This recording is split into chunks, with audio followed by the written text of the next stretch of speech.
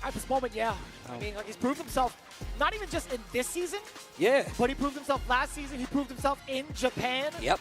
He Yep. is definitely one of the strongest Kimberleys in the world, Easy. and he's marked it through the big W's he's gotten over the course of multiple events. And look, and just the pressure here, right? Just reset, make him swing, knows that he's in burnout, and make him cash out on something big if he did so. And he staggered it just enough to where even if you did that level 2, I still would have been able to block it.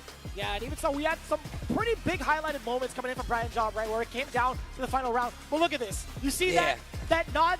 That head shake of approval? Look at him. Look at He's his face. talking Look at his to him, face. bro. He's talking to the screen, baby. Put him back. Put him back in there. Put him back in the cell. You let him out too early. Look at him. Who is he talking to? Oh, that was his team. I thought he was just talking to somebody. 10 points for FlyQuest in this first match here. Once again, 2-game now on the back foot. They, of course, want to switch this around and possibly get another 10 points so they can make this contention. Nephew coming up on the side of FlyQuest. Who is 2-game going to send up?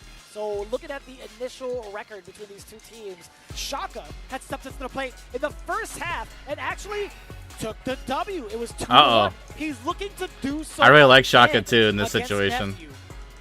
Look, Nephew, I feel like once again, we talked about the characters. I got to go back to it again.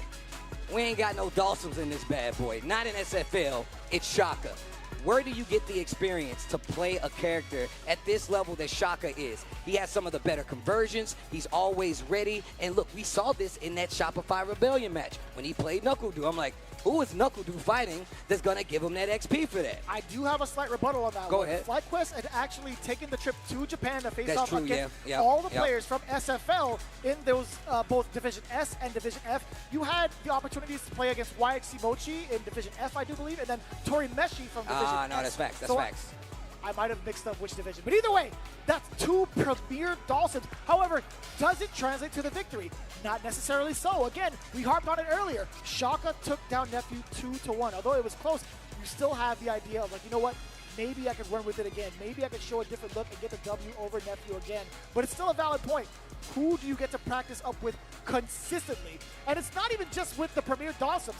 They play 2 different styles. There's so much touch and go for the side of Tori Meshi.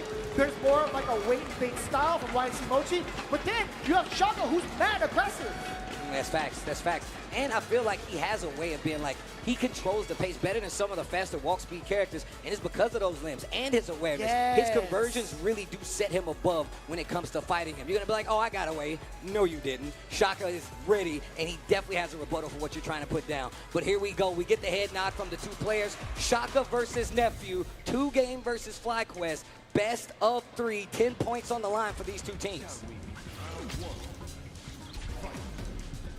Get into it. Let's see what the control is like or what the options are for Shaka primarily, right? We're so looking forward to seeing like what Dawson does at the beginning of the match to set the tone.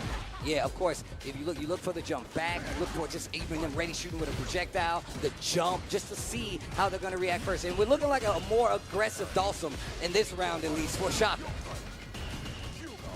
And look at that, keeping the distance. And I feel like that's one of the best things you can do versus Jury. If she doesn't get close, what is she going to do? Very difficult to call, but we'll find out. Damn, son! Long distance connection. Sit him back down. Dribbling on him, too. Not the dribble. Oh, the backdash. Hold up, the throw. Oh. What a space trap from Shaka. Oh, I like that. Looking for the throw. Back throw of his own. Nephew, need to do something. What do you do about it, though?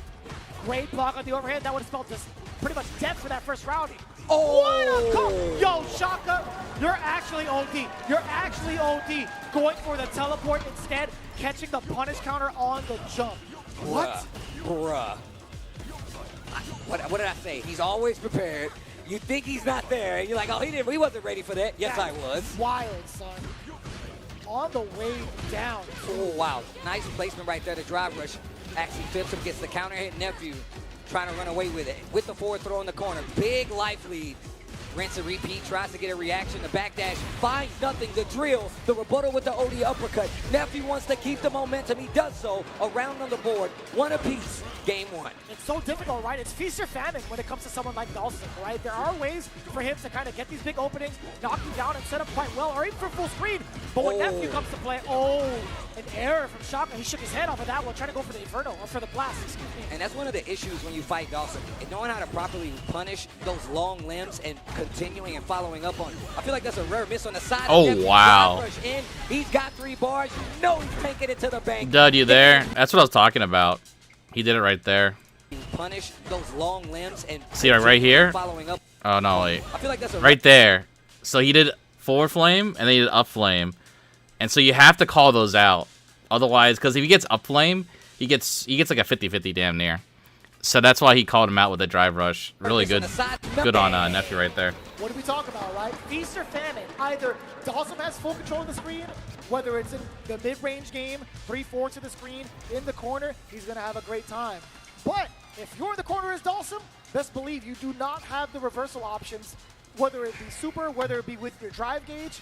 Hell, you don't even have the mobility sometimes. That's facts. That's facts. That's why, but that's also why Shaka in that backdash in the corner to switch the momentum is even more impressive because he's literally got to wait to make that happen. But here we go. And now going more to the projectile game. Definitely more offensive, but more projectiles now. Excellent call, too. It really prevents Nephew and kind of like double checks him from going in with drive rushes or these dashes, right? You're setting up the obstacle course of punch. And also some of these preemptive limbs, even if you try to buffer behind it, it could fall short. Hence why Shaka got that very important punish. For now, punish counter from the side of Nephew. Level 1. Push him to the corner. Yeah, we touched on that too. Having a proper punish versus some of these limbs and the ranges that Dawson plays in, while still was able to hit a button long distance super, big damage on the table. Damn. Shaka's got an opportunity. Teleport back, build some space, looking for any exchange.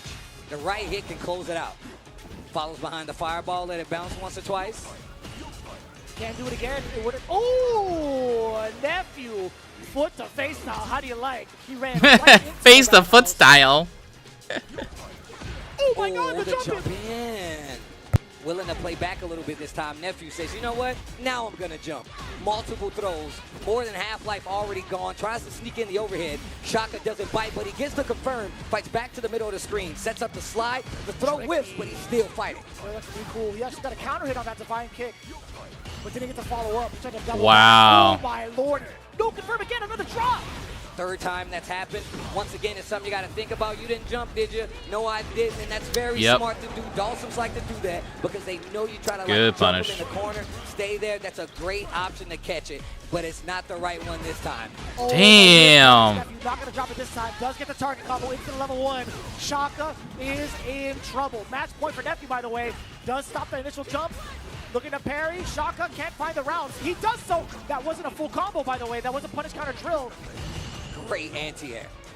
Sets up into that big yoga flame. That was only 3 hits. I wonder if Nephew tried to jump out of the way.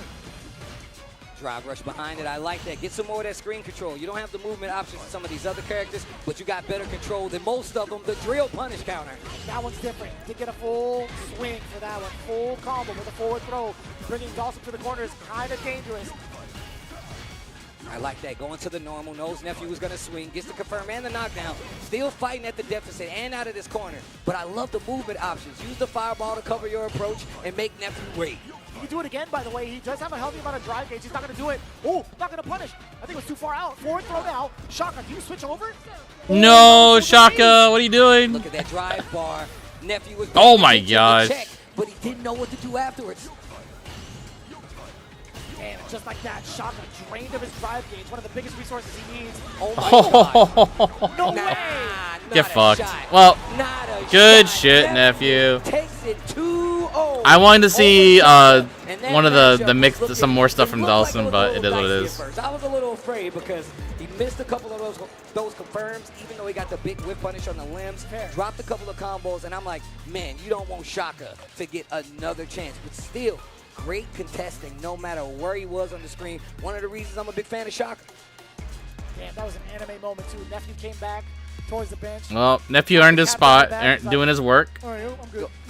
I'm good. I'm good. That's what he sounds like, I feel like. Nephew, I'm just saying, man. I know you don't have the headset on. You know how Sometimes he you sound sounds. like that. You know it. You know how he sounds. Yeah, all right, Boldy. Crazy. Anyways, taking a look at it too, we talked about these moments where Dawson can be in full control. He deals a decent amount of damage on top of that for these resets. Quite tricky. But what happens when he's on the other side of the corner?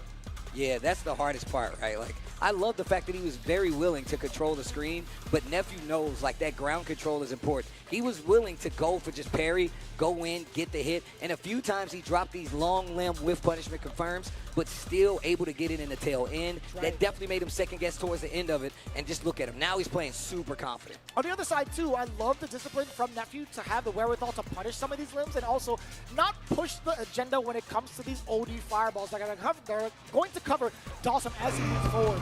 And in these moments, just like that, he had the understanding, the game sense to think, he's like, if I drive rush forward, I might be able to bait out this super, and he did so according to plan. And on top of that, it was basically a checkmate situation. He was in burnout, so, and he had net level 3, so he could have just chipped him out if he did go to a block series. So Nephew definitely thinking a point ahead, gets the W. That's another 10 points on the board. Round 3, 20 on the line. What happens for 2 game? I believe we got a preview. Blast coming up to do battle with Punk, if I'm not mistaken. And this is going to be a banger. If you're not familiar with the young Blast, this dude is a terror, bro. I mean, he's still blacked out here. I'm gonna look at the stage. Pretty sure it's Blast. But either way, I really do think that people, it's not that you're sleeping on the character. You're not that you're sleeping on Blast. There it is. It's the fact that he brought something that nobody was expecting at SFL. The Emperor, Sagat. And he brought tech right out of the gate. Stuff that nobody was even trying to punish. Robotos versus characters that everybody complained about. Blast had answers. So maybe he has an answer for Punk. But we're going to get into it. 20 points on the line. Blast versus Punk. Capcom Cup caliber matches. You're about to see it. Best of 5, first of 3. Let's go. Guess what? This is the first time they're going to be fighting off against each other in the anchor spot. Reminder, Psycho was the one that stepped up to Blas in both instances. This is going to be a very, very firm introduction into the gauntlet. Blas striking first, tons of damage. And all right, here's the decider. High step kick. Back fierce, make it hurt. He is pushing his shit in. To destroy your life bar. Hold on, it's a throw first. A chance for Punk. This is terrifying. And look at him, just prepared to whip punish with the stand light. Speaking of whip punish, roundhouse on the side of Punk. Trying to fight a way out of the corner. Blast just making sure you don't get comfortable jumping and spacing out for the dive kick option too. Give me that drive reversal. Doesn't want to give Punk any sort of instances. Okay, he does get the whip punish against the low medium kick. Just about a touch and a half on the side of Blas for a big punish counter. Whichever comes first. That's a counter hit. One more touch now for Blas. He gets it. Low medium kick. Highly underrated tool for preventative measures. Speaking of a tool that we've seen used by Blast quite a bit and probably more effectively than anybody this season, drive reversal. Blast has been using crazy amounts of drive reversal to his advantage, taking back the momentum and then putting you in this corner for you to deal with stuff like this. The barrage of kicks. The knees. Do it again. To the sternum. Oh. Punk holding his ground. Single jab. Oh. What a check to the drive rush. Immediate reaction. Low step. Catches on the other side. Punk does at least bring himself back to mid-screen off of that side switch. But Punk cannot get hit. Punk cannot get hit. That's curtains, bro. That guy hurts. Okay. Level 2, no shot. Going for the elbows. That's the extension. Give it to me. Yeah. Yo, what if he doesn't die? Oh, you didn't know? Look at Blast. Yo, look at Blast though. Yo, when the kids get angry, that's how you know they're gaming. When the kids get angry, that's how you know they're gaming. And you can see that 2-game bench coming alive. They know this is a race to 50. So look, you can go down 20 points and still fight your way back. We saw it in that first match. There's still a chance. And damn, he spent the entire bank account. He's like, I see one that I like, I'm going all in into that level 1 as well. Oh my God, the Michael step forward into the medium punch counter hit. My man spent the life savings and the kids' the college fund, bro. Nice jab. Oh.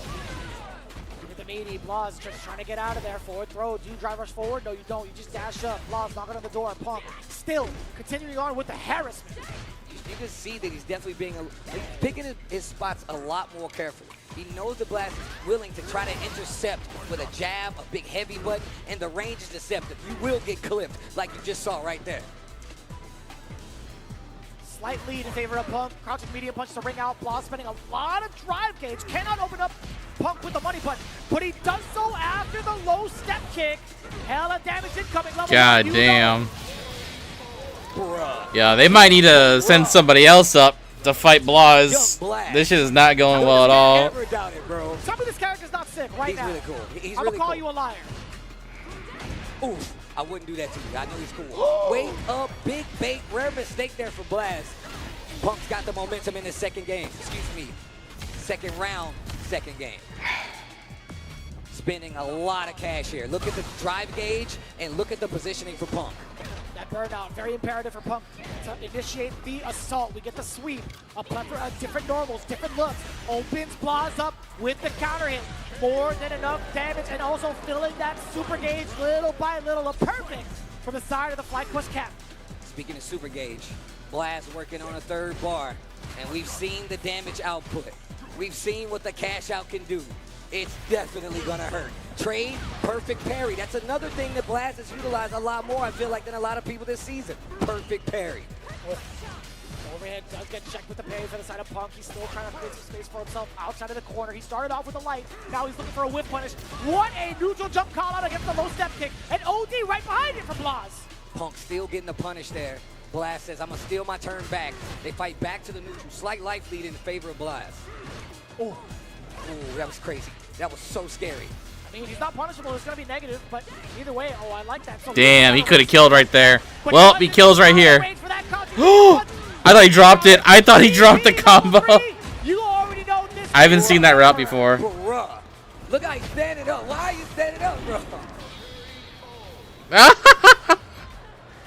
No. 3 out of 5. It's 3 out of 5. Get fucked. Oh, no. We got the look over. Uh-oh. It rang out in the halls of the fighting game community. What are you standing up for? It's one more, bro.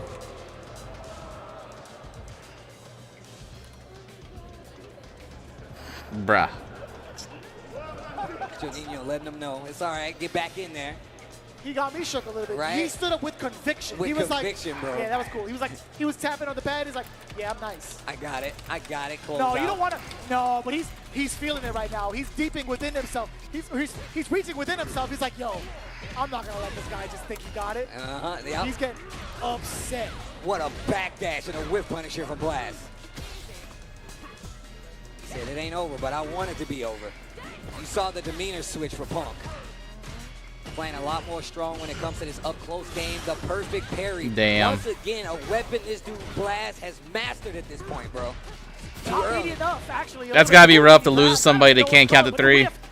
No. Daylight, really. In plain sight. Help me.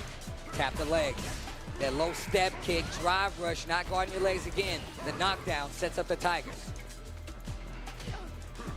Bro, the placement on the jabs, really good for stopping drive rush, right? Like, that's why you put him there. The delay. He didn't spend the rest of the drive rush. I think he could have got a cancel, but it's still going to be more than enough. Plus, now on match point, hey, 2 bars apiece from both ends, by the way. It could be a big start for either one if they decide to spend it. Okay. Punk's got to make a big switch around here. Cannot lose another round. And this is the matchup he was fearing. Counter hit, gets the extension into the Nexus. Okay. Could have been a lot worse. Not ready for the cross cut. Just takes the frame with the medium. Oh, it's spaced out. The level 3. That's going to be Burnout City. Blas also looking really healthy both in life, in drive gauge. How do you pursue? The throw. And this is just so tough to deal with, especially with Sagat. I like that. Use the OD. Oh, that was so smart. This is exactly what I'm talking about. The trade, he was ready for it. Yeah, he stood up because he knows 3-0 on the side of 2 game. And now we got a 20-point tie. Wow. Insane the way that it's played out, man. So, it's no secret that Punk wanted to avoid that matchup. But you have no choice if your team comes up as the away position first. Now, granted, it was a 3-0 from the side of Blaz. It's still not too bad for themselves as they gear up for the switch around. They have 20 points to their name, tied with 2 game. There is an opportunity to get a shakeup. I mean, the 20-point victory definitely counts a little more, right? That's 2 team battles that they've already fought through with this 1 victory from Blaz. You got to hope for the shakeup on the side switch. You really got to take advantage of that home advantage after the switch if you really want to take this back. It is rather difficult, though, when you look at it, too, as you guys are observing the replays. When Blaz is playing that hot and it's a tie game, you could still put him back into the anchor spot and enforce a bad matchup. Yep. Especially when it comes down to brass tacks and you know you ain't got no other choice, you could put him right back in that seat and make him fight again. And look, and just to kind of switch gears, we heard how Zhao Hai was talking about beating Mena without beating Mena the other day. I think this is the same thing. They had the advantage. They couldn't avoid it, like you said. Now you got to make this advantage when you're at home count double. You got to make it count. And this is just like, how do you deal with this? He's got the range. He knows you want to swing up close. And look, and the damage output is definitely in favor of Sagat in there. So you really skating on thin ice. Yeah, man. He's enforced his will so many times while in that burnout state. He had the OD Tiger Knee to chip away the damage, to keep himself close. And even if it is blocked, you have standing medium punch to follow behind it. That's a frame track. And guess what? If it's blocked, normally that's plus $1.5 million. During burnout, that's a true strike throw mix-up. Yeah. So difficult to contest. I don't know how to call it in regards to playing defense against that bad boy, but I'm glad I'm not in that receiving end. I mean, that's what's scary about fighting Sagat. I mean, I fought you enough. I fought a bunch of them at this point. Man, when he makes you hold these elbows, you're like, oh, bro, It's the money button. do I get to play? Do I get to play? No? Oh, well, okay. Well, and I'm just afraid because, one, we've seen that, man, my man feels like he's optimizing, maximizing the damage of some of these exchanges, Even whether off the it be a perfect trade, whether it's a perfect parry, like he's always prepared. And like whether it takes him spinning level 2, cashing out the drive and the meter to get the level 1, he has an answer for everything. He was rolling, bro. He was rolling, the bro. rolling pin? I'm just saying, That's man. godlike. I didn't even think about the rolling pin. The rolling There's pin, bro. layers to it. That's crazy. But yeah, man, and that's the scary thing. I told you the next generation of Street Fighter is looking healthy. Blaz is definitely one of them, and you gotta respect what he's putting down because he definitely just put his team back in the running to stay alive versus FlyQuest. Exactly what's expected, man. If you guys have been watching Street Fighter League US, you guys already know what to expect. On top of that, speaking of, we gotta make sure to give a big shout out to everybody that supported this season, starting with the fine folks over at Asus. Asus definitely holding us down. The Asus ROG monitor is definitely what you need, especially if you're trying to play like a pro. Elevate your viewing experience with the Asus ROG monitors featuring stunning visuals, ultra-fast refresh rates, and ergonomic designs. They're perfect for gamers and professionals alike. Visit asus.com to find your ideal display today. You want to play like a pro? You got to get the monitors that the pro uses, and we're giving you a discount. Asus-SFL 15% off goes a long way. And you can do the same. Again, you talked about playing like the pros. What better way than to gear yourself with part of the armory? Claim your championship gear with Brook, especially with the Wingman FGC2 being able to play your way. Seamless PS5 and PC support for over 150 wired controllers. All you got to do is just plug it in game. No limits, no hassle with Brook.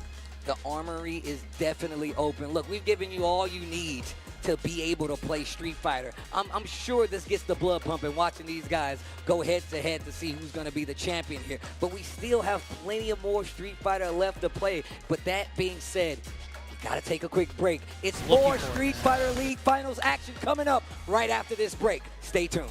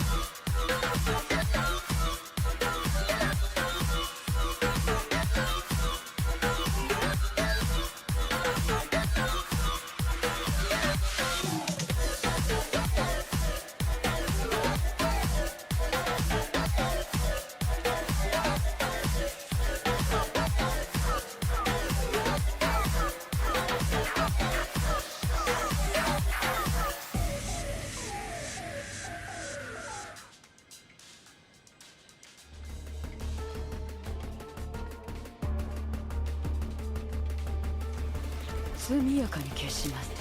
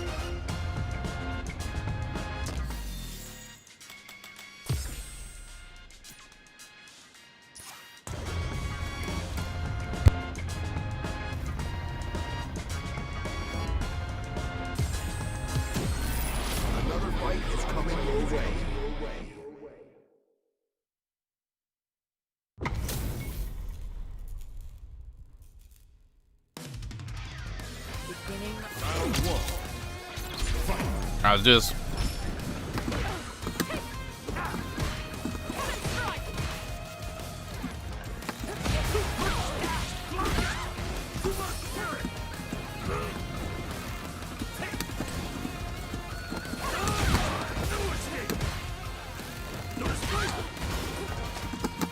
Sorry for existing.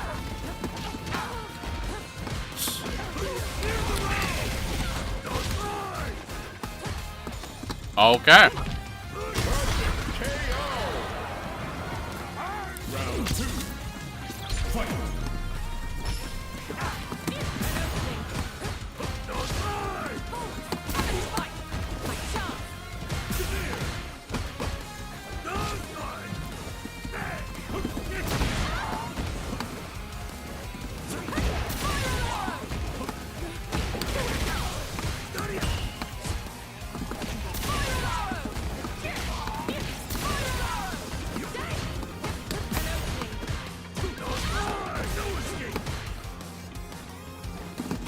Oh my god.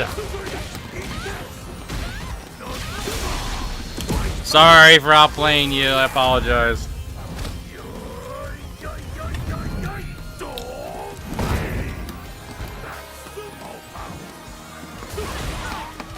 Oh my god. Oh, you hit him and you get your negative. That's so awesome.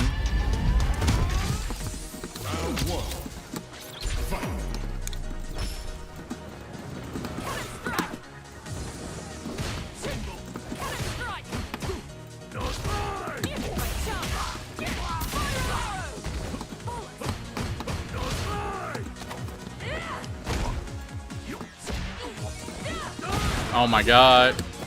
Wow. What? You did nothing? You get a fucking full ass mix. Ugh. Well, GG's. GG's. When they back throw you, they can get dash and they're +7 in your face, and he just sat there and did nothing. That's amazing. Oh my god. He didn't do the jumping heavy punch.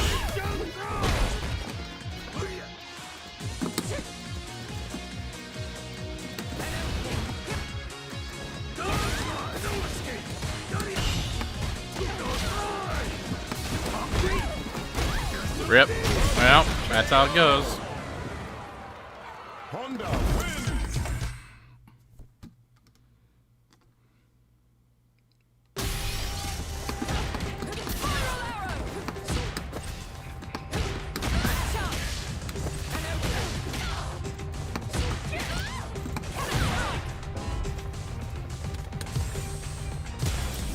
comes a new Oh my god, they just hate me. Oh shit, I'm missing the set.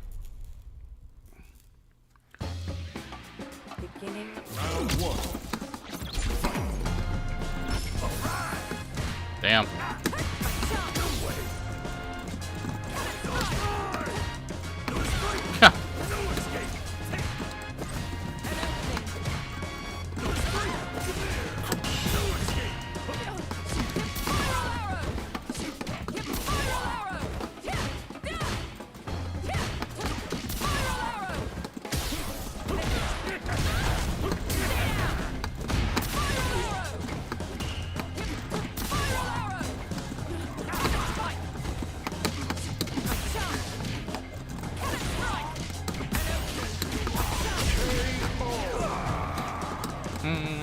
Round two. Fight. So far away. What the fuck is that? Oh my god. Oh my god.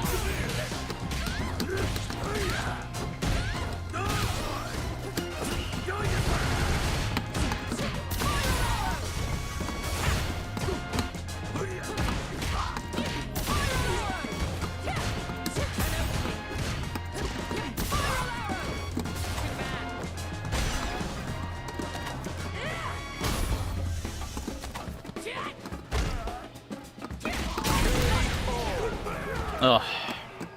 Cammy wins. Blockbuster John. Come on, man. SFL's on.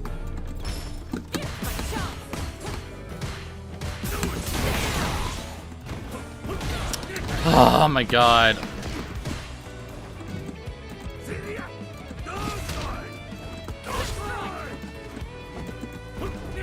Oh my god. Oh my god.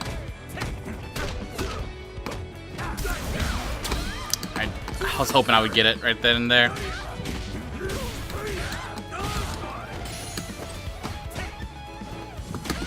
God damn it. Now he didn't. I was gonna whiff it again. Round two. Fight.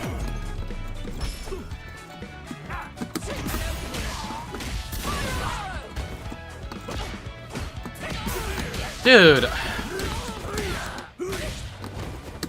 Dude.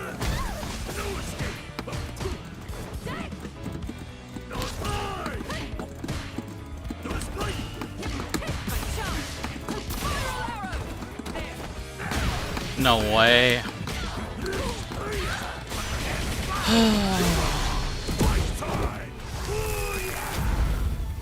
Getting them to like not play like crazy people is impossible.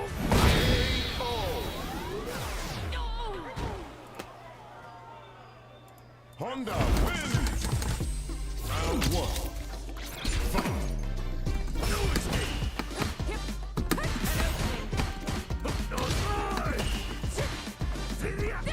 Oh my god.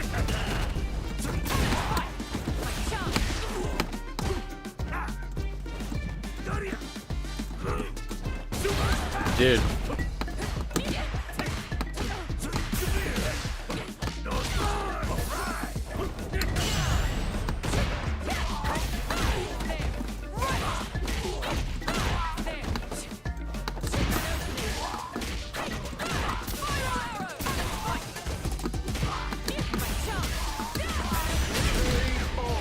Why do all Honda players play like that? They just believe in their backdashes.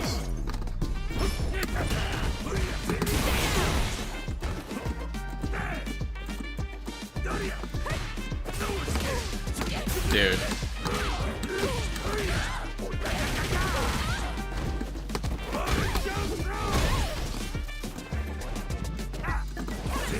Dude, come on, man. Spend it, bitch.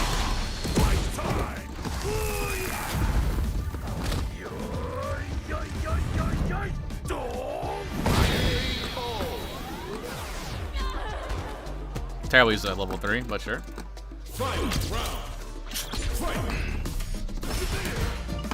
Dude, come on, man.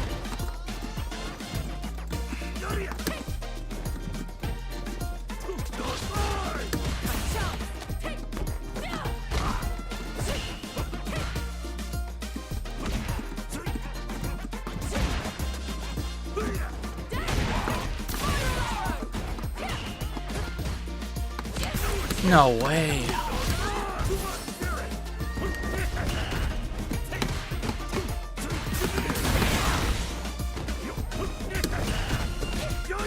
Come on, man.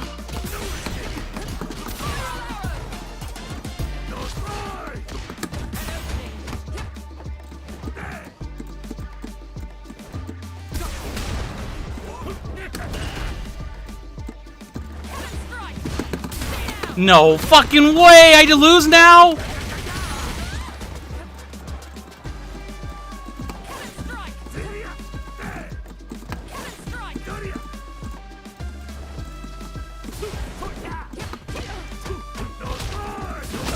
Come on, man! What the fuck? It didn't combo? Oh my god. So dumb. It didn't combo. Even putting it on the table. And even if it's not on the ground, sometimes Punk does get cleared. I can't believe they didn't combo. What the fuck? There it is. The anti-air we're looking for, and right away going for the OD dive kick. But no budging. It is Brian Job. Does get the counter hit. Commits to the target combo. Wait a minute. You're going to punish, right? Bro, they are swinging right now. They are swinging right now. 3 bars on both sides, and Brian got a big lead. This next exchange could be the last one. This next exchange could be 10 points. At least it's another round. Brian Job keeping the dream alive, at least within this game. Final round. Shout out to Rip. Shout outs to my guy. Step on it. Little crouch jab and just backs up. No engaging, just backs up. Brian has been so ready for the approach. It's not that one though. Punish counter on the dive kick.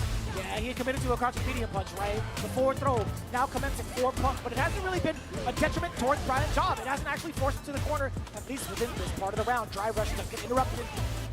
Bro, the scramble is crazy right now. Punk buys the punish counter. To the corner we go. 3 bars on the side of Brian Job. He cashes out. The jab scale a little bit, but not enough to not make you think about what just happened. Punk's got 3 on his side as well, though. Complete. Oh, done and done, the cash out. Wow. I don't think that's gonna kill, but the positioning to get the W is definitely in favor of Punk. No bars, you gotta do this with the remaining drive, and you better guess right. The jump, looking for something big. He burns himself out. Finally, the back throw from Brian Job. You got him twice, and he tried to flinch, he tried to move. He was actually scared of the chip damage, but instead eats the fierce raw. You can't send it back to the kitchen. You already started digging into it. Punk, the god, getting the big W. Oh, man, well played from Punk right there.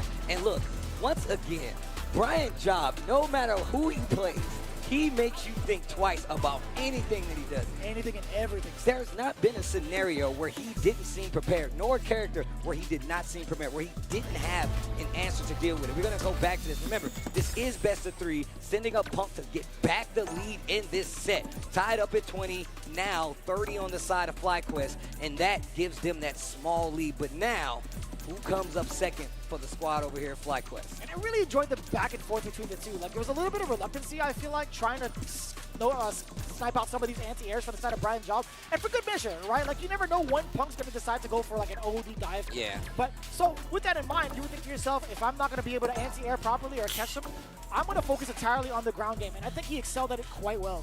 Yeah, he really did play well. And I was like, yo, bro, he ain't doing no projectiles whatsoever. Brian was like, I don't need these projectiles, bro. He knows he fights his character on the ground. He did such a great job of clipping so many of these anti-airs. And still, Punk was like, you know what? I'm going to find a way. I'm going to navigate this puzzle. But Brian was fighting tooth and nail all the way to that last round. And even so, like, putting himself into the burnout, I feel like that second dash is what did it, right? It's not going to leave him in an advantageous state. It just felt like maybe he was banking on Punk the God, trying to go for a wake-up OD, but just, there was no way he was going to commit to something that risky. Yeah, it's, look, once again, it's the stack, bro. And you're put in these situations where you're like, oh, now I'm in burnout. I got to be weary. I ain't got any bar anymore because I just used my level 3. So, you got to think about that. Could And be limit your Juninho. options. And look, it's a hard spot to be in no matter how good of a player you are. Punk comes out on top. Brian Job, valiant effort as we go to Juninho Ross as the next player for 2 games coming up. But who will be coming from the FlyQuest side? It will be Riddles going up against Juninho Ross. And I really like this on the side of FlyQuest. This group is definitely one of the characters you know Riddles has fought him a lot. He played 6 at all. He's been fighting some Luke, so you know he's got some expertise in it. But also, Juninho Ross, not to be slept on. You know he's a threat, and you know he has something in store for Riddles. It's a little bit difficult, right? I have a couple of questions, right? But before we get into that, Riddles, obviously, he was a former Luke main, right? He got his Street Fighter 6 prowess initially off of his Luke. He had the spotlight on him. Then switching over into the Terry, that made him even more of a beast. The question now is, Juninho Ross, how do you navigate somebody who understands your character to the T? And then number 2, which Terrys are you practicing against? Yeah, that's absolute fact. That's Should have done that. fact. Oh well. Best of 3 this time around. Please be dead. It's on the line. Look at this offense.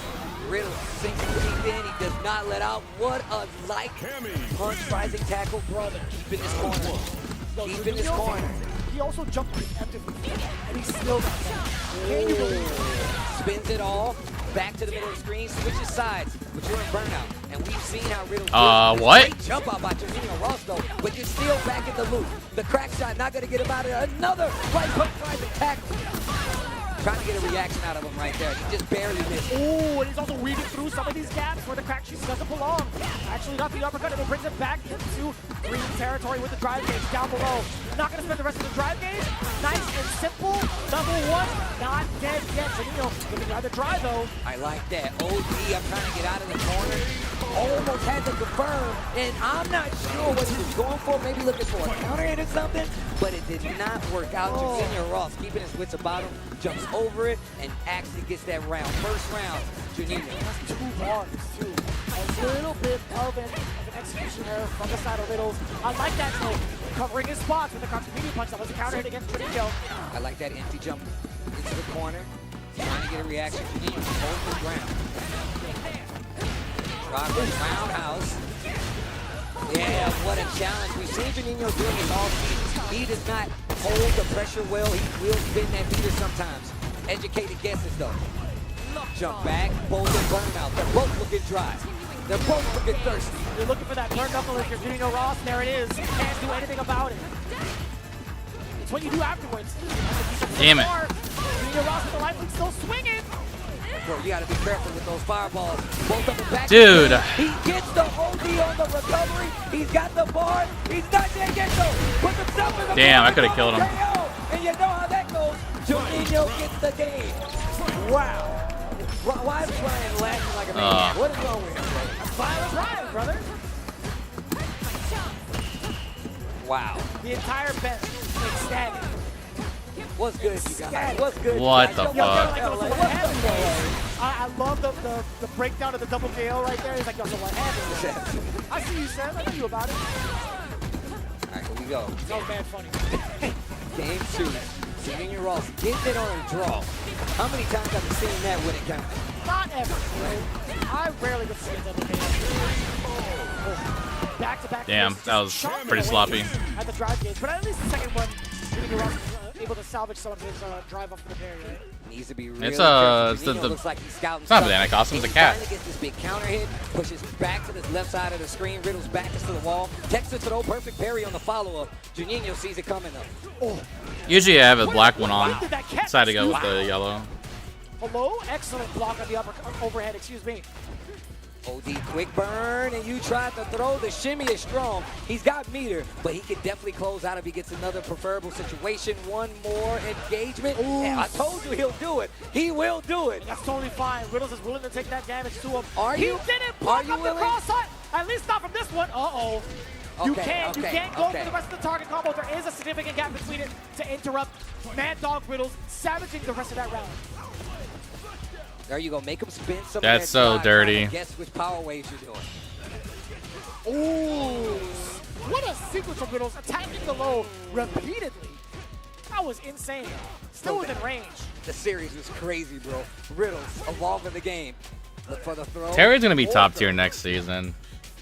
Fight back to this mid-screen situation. Burn knuckle push back. Riddles is definitely he knows Juninho Ross is trying to fight out. He will do it. You think he won't?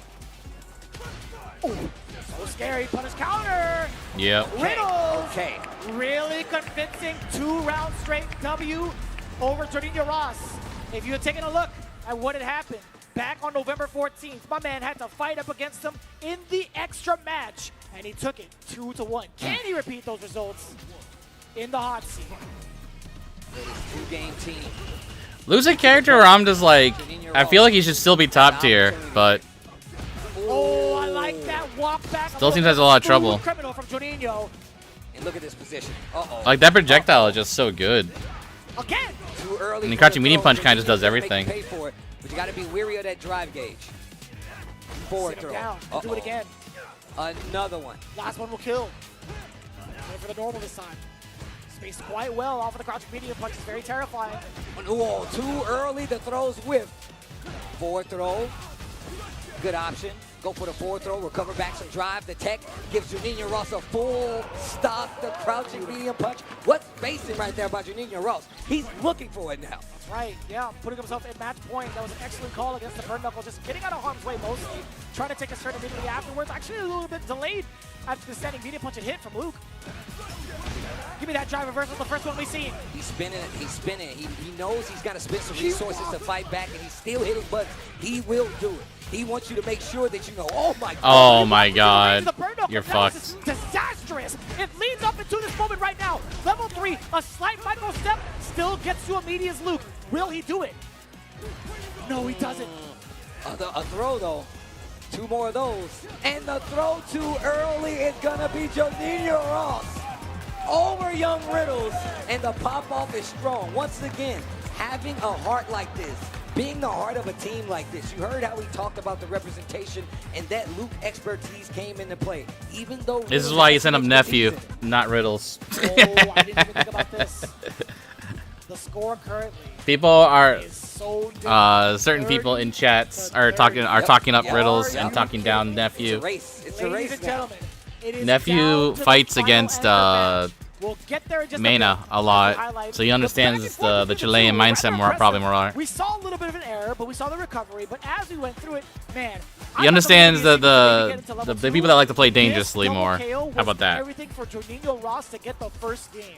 Bro, that was so scary. Chip out was there. He chose to go for the jump into the corner instead of the chip out option. And look, it's not the worst thing. You're both in burnout. It could have went either way. And once again, calling out, like you said, that gap in the target combo. You have to be careful. And he was in burnout, so if you got clipped, it was going to hurt no matter what. We go into this next game, and the throws really did Riddles in, especially in that corner position. Juninho was backing up, giving him a little bit of space to see how he react. Riddles took the bait and put him in a cage. Juninho Ross going to get the W. Ties up the matches now. 30 points each as we get to this round 3. And there is Blaz once again. It has got to be terrifying, bro. I forget.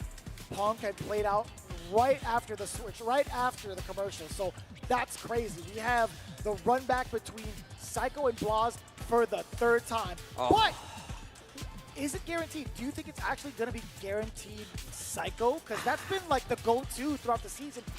What if Nephew steps up? I like Psycho here. I like Psycho here. Okay. And FlyQuest likes Psycho here. Psycho versus Blast for the FlyQuest 2-game matchup here. And this is going to be a good one. Like you said, we're running it back. We're running it back again. And Blast, he's got a tall order in front of him. The way these guys are playing, especially on FlyQuest, they're definitely still in contention. And I feel like you start to see that scale of who has the lead kind of teetering back and forth. I mean, it's tied at the moment, right? So the lead could go either way. The Libra scale is just measuring right now who will be the victor, whose heart is true when it comes to giving this bus ass. Psycho versus Plaza is going to be insane. Currently, looking at the scores throughout the season, the first half, Psycho took it down in the very last bit of that segment, the very last bit of their exchange, 3-2. Wow. But we know what happened. We know exactly what happened during the rebuttal. Plaza brought it right back. But it wasn't a dominating W. It was also 3-2. Well, I mean, that's a great point for contention, especially to say, who do we send up to deal with Blast? Send the Psycho. Open the cages. Let the crazy, deranged Psycho out to play. And we're about to get into it. Blast up once again to defend his turf on 2-game side. And this league could go either way. This is best of 5, mind you, first to 3. Tied up in the points. We've seen this pressure on display. He was so ready, bro. You can't press the button after a block standing medium punch. You're just asking for problems, getting a trade-off. And so look much at how damage. Psycho is running into this. Yeah, that's a little bit too much right now. He's going for the overhead, but you know, you gotta test Boss a little bit. You gotta see where his defensive measures are at first. I like the whip punish. He's hovering around the mediums already. Okay, hold these cans, wake up, and he's gonna avoid those explosions with the parry. Damn, that's crazy. I thought he would get punished on the way down. I thought so too. The awareness of Blast, once again, this is exactly what I've been talking about. What? That was sick. The range. Speaking of, the level 1 answer back. Oh, the burnout's there. You saw a counter hit as well. You're still able to press a button. My man was trying to keep it tight. He was trying to enforce a frame trap. My man is burnt out. The slide, the low forward. Oh my God. He doesn't give a fuck. Bruh.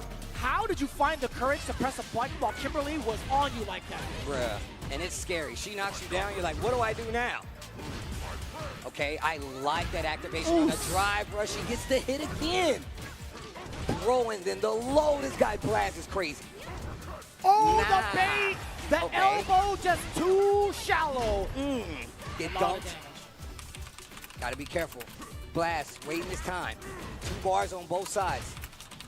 This 1-round lead can go a great way if you can get this first game. But the throw into the corner sets up Psycho. And my man woke up crouching strong. He's crazy, bro. I would not trust him. He goes a little bit too far. Spends his resources, and then he spends his resources. What a reset. Level 3 on the side of Blast. Game number 1. Gonna go to 2 games. Damn. Doesn't give you an opportunity to get up within that level 3. That is nasty. Capcom, I hope you're happy. You made one of the crunchiest, most destructive level 3s on the planet with this guy, and I love it.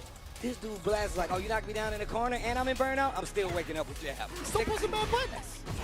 Target combo accomplished. Standing medium kick for the confirm. Now we got the throws. Psycho stuck in this corner yet again. Kind of difficult. Learned his lesson, no, but presses after the standing medium punch. Oh, that's perfect slide. He's been using that a lot. The spacing again on display from Blast. What the hell? Oh, the damage on that. That was countering. Perfect parry. Final fight combo to the corner we go. Throw him into a bunch of trash cans. Oh, he tried to actually press a button in between. Woke up throw. His wake up options after getting knocked down in the corner, bro.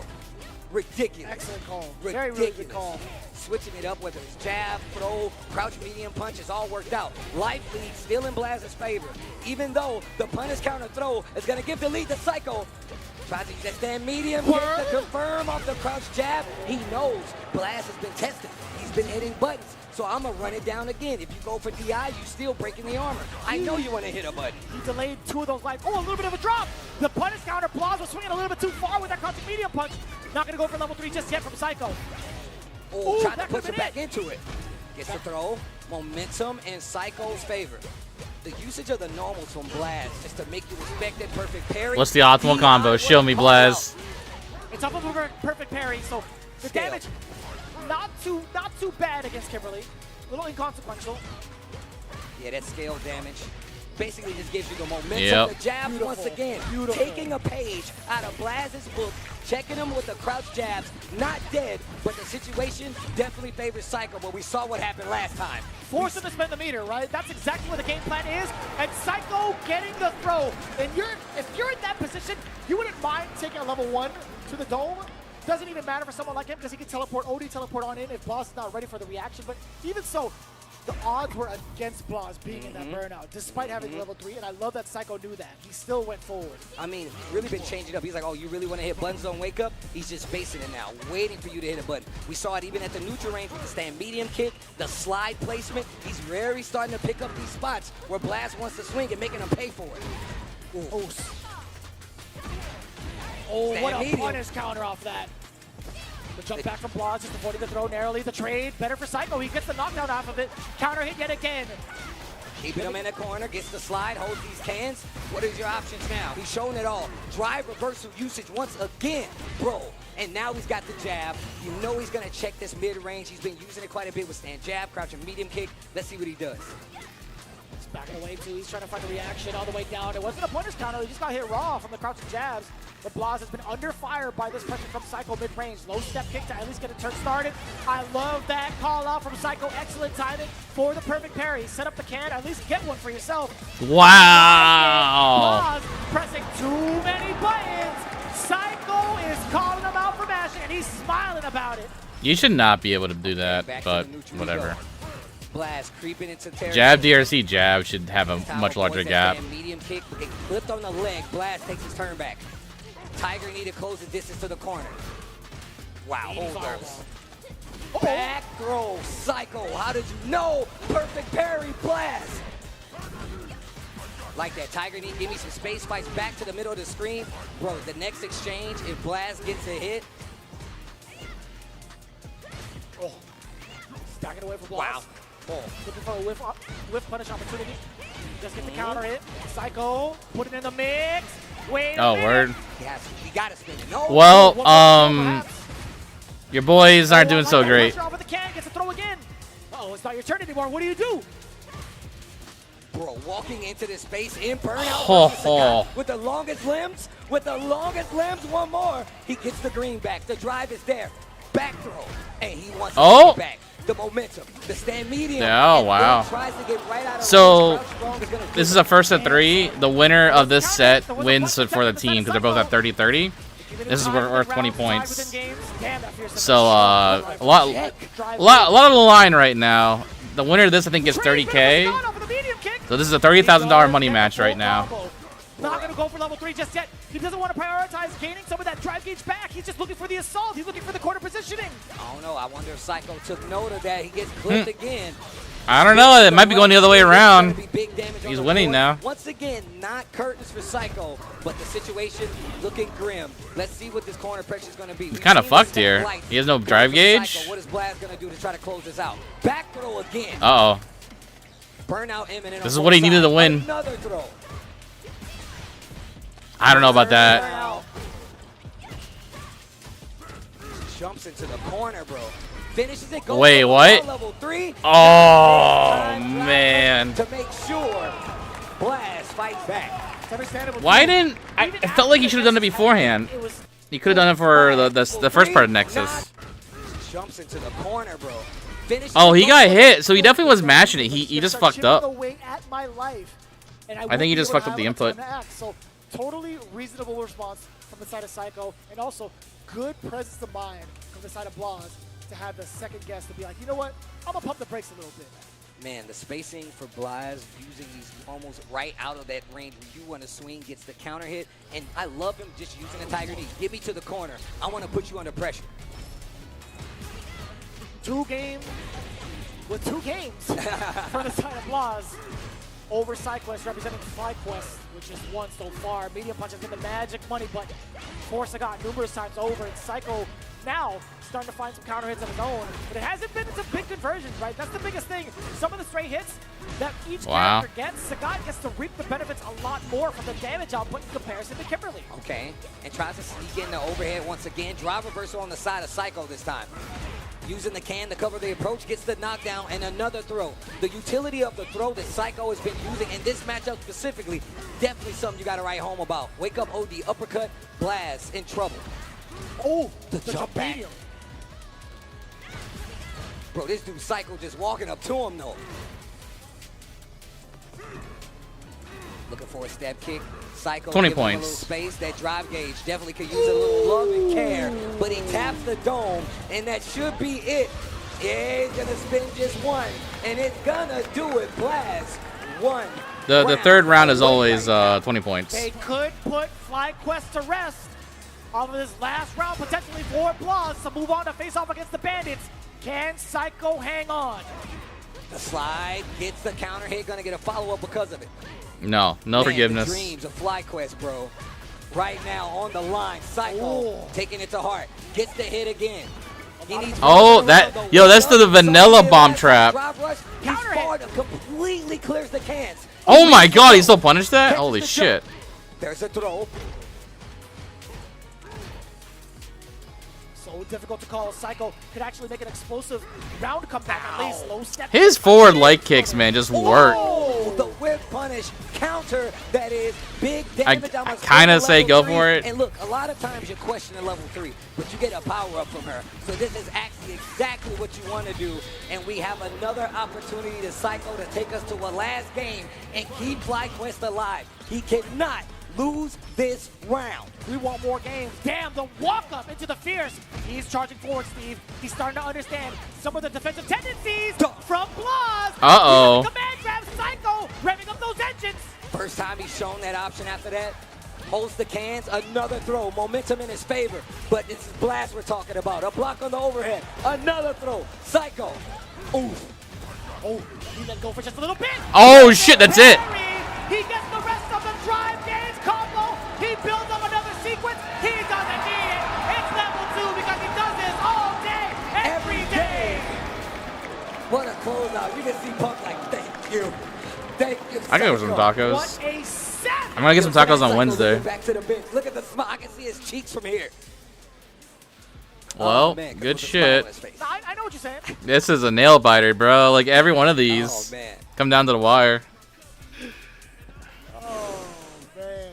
Bro, this dude, Psycho, keeping the squad alive, putting him on his back. What did we talk about? Throughout the entirety of the season, there's no other person that is as clutch as Psycho right Yeah. now. Can he follow through and close out for the hopes and dreams of FlyQuest? Or will 2G take down the former champions of SFL US? And you heard what Punk said about Psycho. He believes anybody that he plays that he can beat. If you put him on there, you definitely says that he can win. Keeps the corner, back throw. Oh my gosh, perfect parry. Oh, Perfect parry. And there let's you see go, what don't Blast worry. does with it. He's at a pretty huge life deficit, but he's got screen control now after that Tiger knee. And the defense, up until that point, he actually opens him up with a counter. Oh, he did it. He did level 1. Give me that.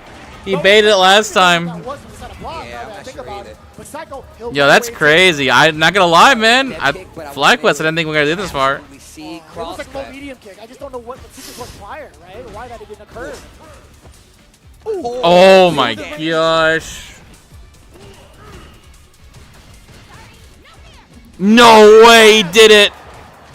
Oh, he hit a button, no wake up again. He does that, and Blast once again has the opportunity. Wow. Well, to I kind of feel dash better into knowing that the like I get hit by that too all the If he time. gets this That round, Blaz gets hit by the over the 2K has the command grab. opportunity to go to grand final. Psycho gets first blood, tries to go So I get for a fucking reset. destroyed by it.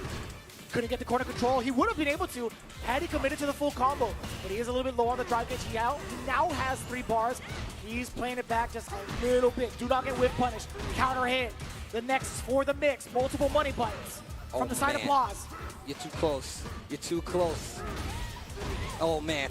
It's starting to come back in Blaz's favor as he pushes to Damn. He got big damage. Yo, the He got optimal? level 3. He did the optimal. cashes God out now. damn. Psycho, you are in trouble. FlyQuest is in trouble, but he's got 3 bars. He's going to have a little bit of drive, but it's what you do with it that counts. 30K in a line, and Blaz is doing the optimal combos. And he did Yo, wait. Yo, are you gonna wake up crouching meeting kick for $30,000? Psycho. Oh, $30,000 on the line, you wake up crouching meeting kick? There's no bars on either side. Drive is there, and look at the position. He still got DI. Drive. Oh, That was kind of it. my heart dropped. He can always DI right now. Oh my god. Oh my god, I can't talk. Oh my god. No way. No fucking way. Psycho with one more. No fucking way. Psycho saves them. Another one. The last one. What happened? Oh my gosh. Chile needs his money more than we do. No shot. Oh, he dropped it. For a reset, Blaz with the wherewithal to get the back throw. Yo, hold up. Blaz is holding firm. Oh Knee my to the God. sternum. Blaz drive rushing on in. Give me that Got him. back. God damn. And on top of that, I got an opportunity to bring it back. We know it's possible. You see him fishing with the Fierce. He gets the, oh my God, he tried to go for an overhead blast. Calls it out with a throw. Oh, the jab, tried to call God him out damn. early. No counter hit. He was ready for the throw. Here's the pressure. Gets the hit. Oh my god. Level he's got some bar. Level 1. This could cause a burnout. He could potentially cause a burnout. He could actually take it all the way, Steve. The He does drive it with a reversal. He's so good at using it, bro. The slide. That's Psycho it. not backing down. That's He it. Oh my gosh. Gonna do it. FlyQuest Unlimited. That's what I'm talking about. 2K does go, baby. Wow. Wow. Wow. Find me better Street Fighter than that. Find me better Street Fighter than that, bitches. can't, Steve. You can. I can. It's here. It's here. Crazy, deranged Psycho. When the chips are down, you talk to the crazy guy. The end is nigh. The end is nigh. You better listen to him. Oh my God, what a set. Can you believe it? The chips stacked against Psycho. Once he found his opening, he went all in. Bruh. And now he brings the team to the grand finals. That right there Bruh. is the definition of clutch. Damn. Yo, LA. How you guys liking this Street Fighter 6? I just want to check in.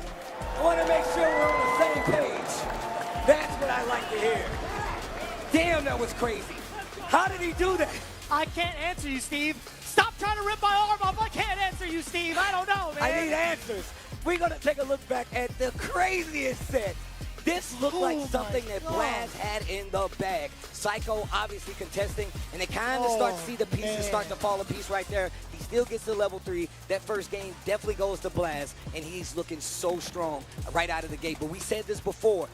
What happens that's good, when Spalix. you use your captain first, and you got to have somebody when the chips are down. What a crazy ass set. Oh my gosh. That was the play from the get-go, right? They trusted their I gut, know, putting it in dude. Psycho It's all your. to You should have been benefit rooting for your specifically against fly Blast quests. numerous times Oh well.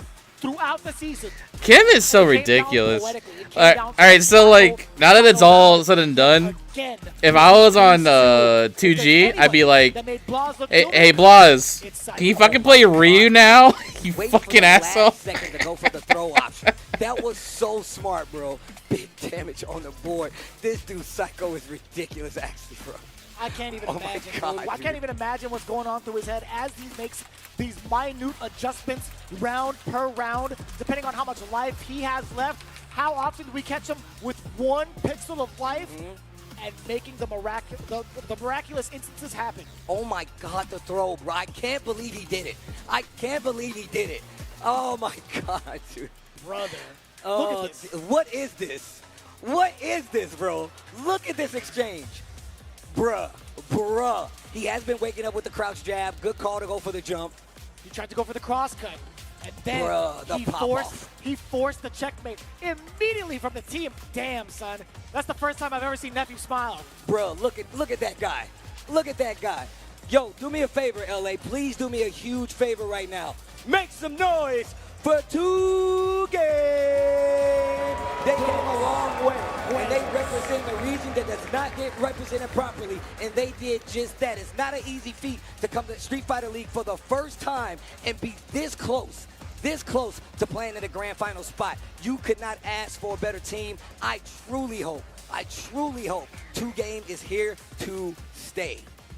Damn. With performances like that, making it into the playoffs this far in their inaugural season, walking away with 10 grand for the team, best believe they have to come back for Street Fighter League US. But as it stands right now, ladies and gentlemen, I don't think you quite understand. We're getting the run back. I repeat, we're getting the run back between FlyQuest and the Bandits. Oh, let's go. And look, a lot of people, I know you at home have been waiting for just this, the tail of the tape. Kwai Xiao Gaming gone home by way of FlyQuest. 2 Game gone home by way of FlyQuest. And that brings us to the main course, the big battle where the big players play. It's gonna be Bandits versus FlyQuest grand finals to see who represents the USA at Capcom Cup at the Street Fighter League World Finals. What did we talk about on the last day, Steve? What happens when you have somebody steamrolling with this exact momentum, now facing off against a team they are very familiar with, into the grand finals? What happens? I mean, this is what you and Rob was talking about. What happens to that team sitting there waiting when the team that could potentially come all the way, even if it was Kwai Xiao Gaming, even if it was them, they are still sharp. They're still prepared. They've been playing. They're ready to deal with these high-pressure situations. 2 Games still looking great there, just could not get it done. Psycho, the definition of clutch, bringing it home for the team. But now we move on to the Bandits. They've stolen so much. Stolen games, rounds, and they didn't steal first place. They just had that many points. Dude, But dreams and hearts. They should fuck him. everything. But now FlyQuest has an opportunity. I think it's a good. I think it's an Champions once again. Nova honorable. Menace said at the beginning of the season, I want my team to get what is it? the same thing Campaign. for Punk. And we're going to see who's going to get it in this next match. Oh, man. We're going to need a little bit of a breather, but before doing that, we got to make sure to thank everybody at home tuning in throughout the weeks, even during the break. You guys have been tuning in to Capcom Fighters throughout the entirety of it. And honestly, we appreciate y'all for the support. We also appreciate the support coming in from our sponsors throughout the season. One of them being SteelSeries. Pro players have won more prize money using SteelSeries gear than any other brand, and they're the most winning brand in esports history. These guys are using it, so you know they're keeping the story true. Shout outs to SteelSeries for supporting the FGC and supporting SFL and just making some really cool gear for us to have. And, you know, make sure we can hear you guys when we're playing the game. You're damn right, man. We had so much support throughout the season.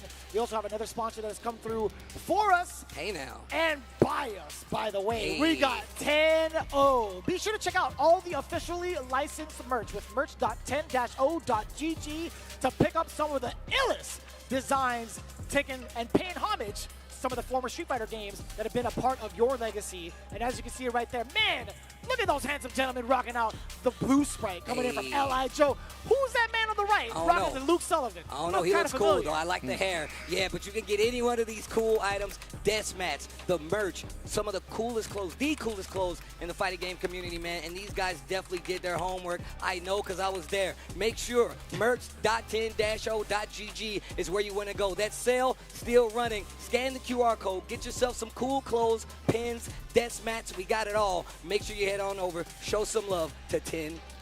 Man, the perfect time to also celebrate with everybody in the building alongside Corsair. They've actually brought out a full-on stand for you guys to test out the Nova Blade Pro. It is the official leverless controller of SFL US. Be able to sharpen your reaction times with the Nova Blade Pro and rapid trigger technology on top of it. You can witness the fastest inputs in the FGC, courtesy of Corsair. Hey, look, I know you guys hear the clicking. If you've been watching SFL, we've all been taking our turns hitting this bad boy in real time because we're all gamers, right? And if you want to play like a pro, you got to get like a pro. Get one of these bad boys. Look, you might not need a lever, and that's where we got you covered. This is one of the best ones out there, and they're here in person, so they support us. You guys should support them because they've always held us down, man. Shout out to Corsair. With that in mind, again, you already know what to expect. You can't even afford to leave. You actually got to get a little bit of a break, get some drinks, get some snacks, but whatever you do, please come back to that seat as we have the Bandits facing off against FlyQuest in the grand finals. Let's close another chapter in the books of Street Fighter League US right after this.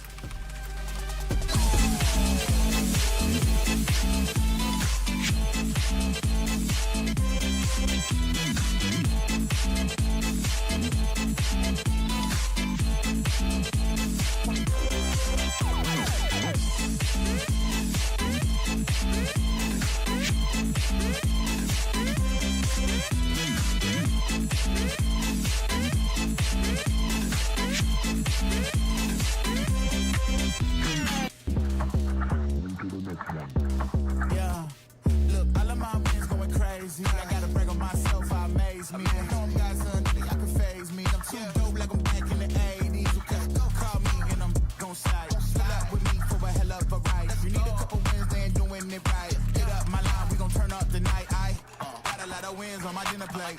Ain't coming down, gotta levitate. I know my next win is the best one, so I tell them that I'm on to the untamed.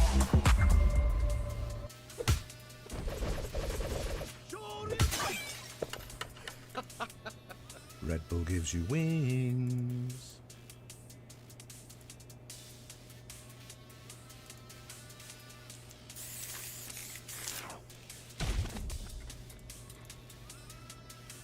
Workaholic Director of Siren Holdings Research and Development Department.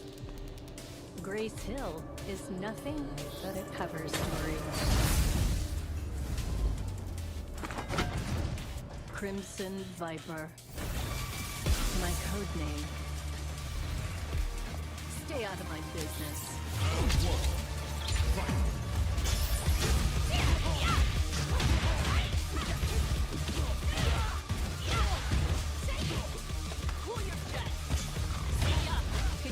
like give up now. I have other work to do.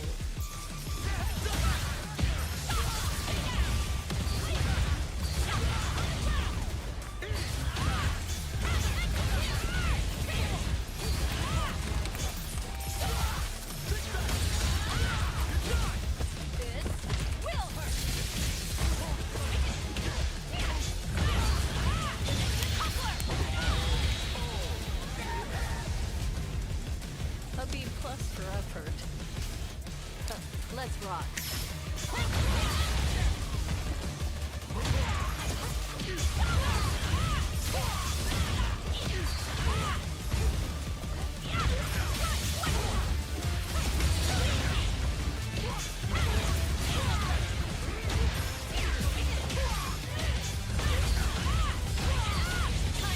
I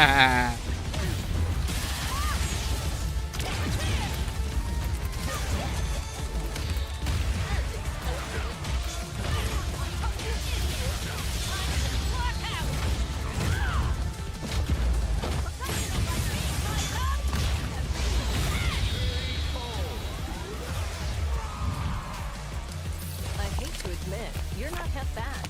Even messed up my makeup.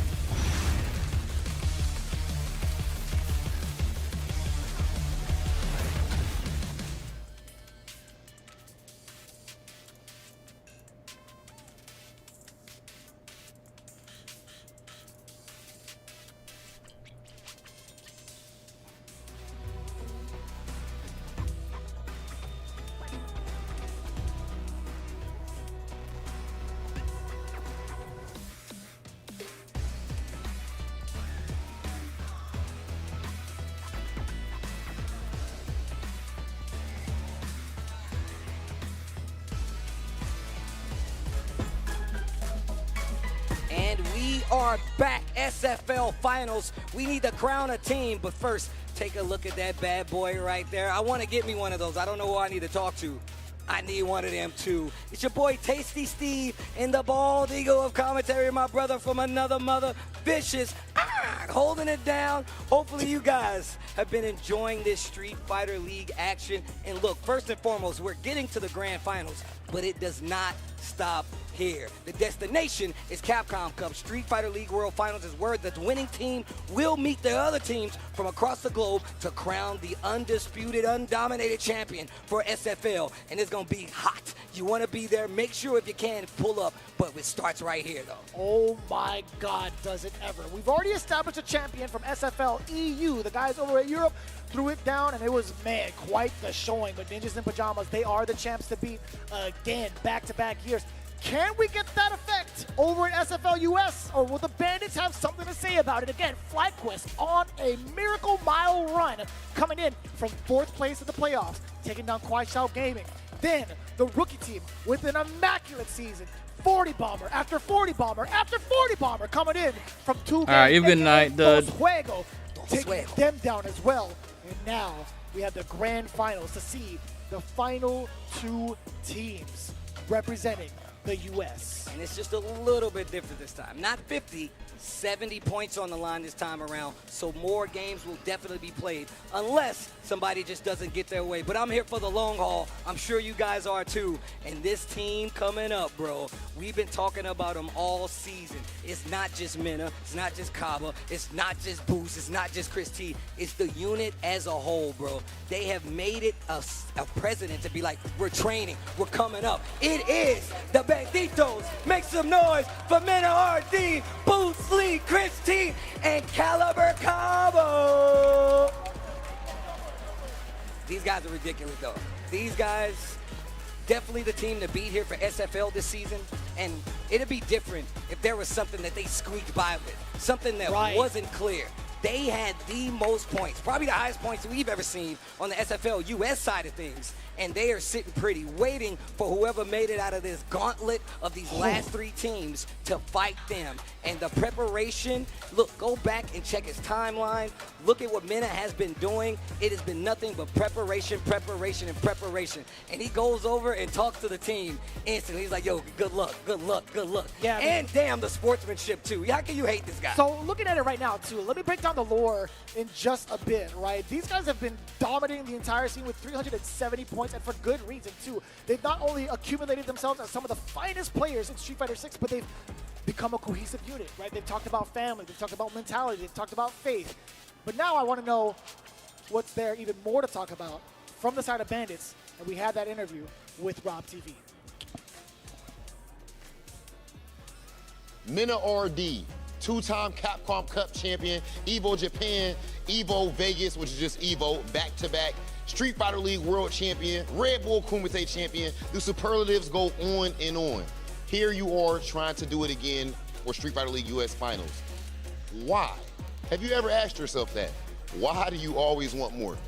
Because nobody else has done it. Because nobody else has done it. So what does that matter to you so much for, though? Why is it that you think that you want to be great? I think it's all about legacy and inspiring other people. You know, I remember when I was young, looking at tournaments and seeing people just achieving great things. It made me want to be better, and it gave me hope. Like, one day I'm going to be that. Doesn't matter what's around me right now. It doesn't matter how bleak things look. There's that alternative. There's that beautiful life that I can have, and I want to be that for people. That's what I want to be. That helped me get through tough times. That helped a lot of people in my country, and I want to be part of that. Do you think that you may have been able to so far be that beacon to some degree for even members of your team? I hope that I am. That's what I'm trying to achieve, and I know that there's more to do, but I hope that what I have done till now has helped, even in the smallest way. That's the point of everything that I do. Mena, you guys just had, I would say, probably the most dominant season, regular season of Street Fighter League US that we have seen. Now you're in grand finals. You're about to go into your match. What is in your mind right now headed into this? My mind is just, you know, all the process that we did, all the hard work that we did, it just flashes through my head, and it doesn't matter how tough, you know, the opponent that we get there. It doesn't matter how difficult the matches might be. It's way easier than what we already have done. I think going to Japan twice, practicing, dealing with each other, and forcing each other to improve every single day, just for the sake of the culture of the team and having that winning mentality, is way harder than what any player, any champion can throw at us. Your confidence is seemingly unshakable. I've even talked to you behind the scenes. I said, how you doing? He said, I'm fine, because nobody can mess with me. And you meant it from the bottom of your heart, and then you proved it. That was before the season even started. Where does that confidence come from, Mena? And do you believe that the rest of your teammates had that same confidence? I think that it comes from the fact that I've dealt with a lot of difficult situations, and I've been at the bottom of the barrel. And I don't mean it just in the, you know, rags to riches and I was poor thing. I mean it in mentality too. I've been afraid. I've been scared, and I've been just trying to hide from problems, from things that I don't want to challenge, and I know how that feels. And already being there, I realized that the only way from there is up, you know?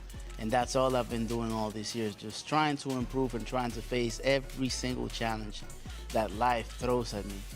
So why should I be scared for, you know? I only got one life, I only gotta enjoy it, and I only gotta keep improving.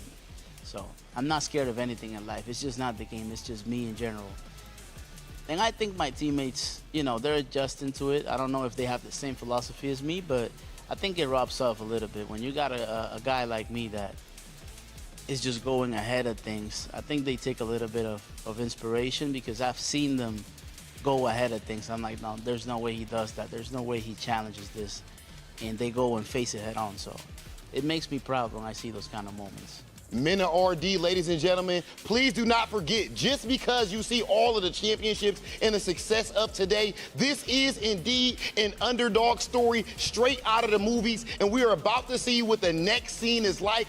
Mena RD, best of luck in grand finals, and we're about to see who is going to walk away as the Street Fighter League US Finals champion.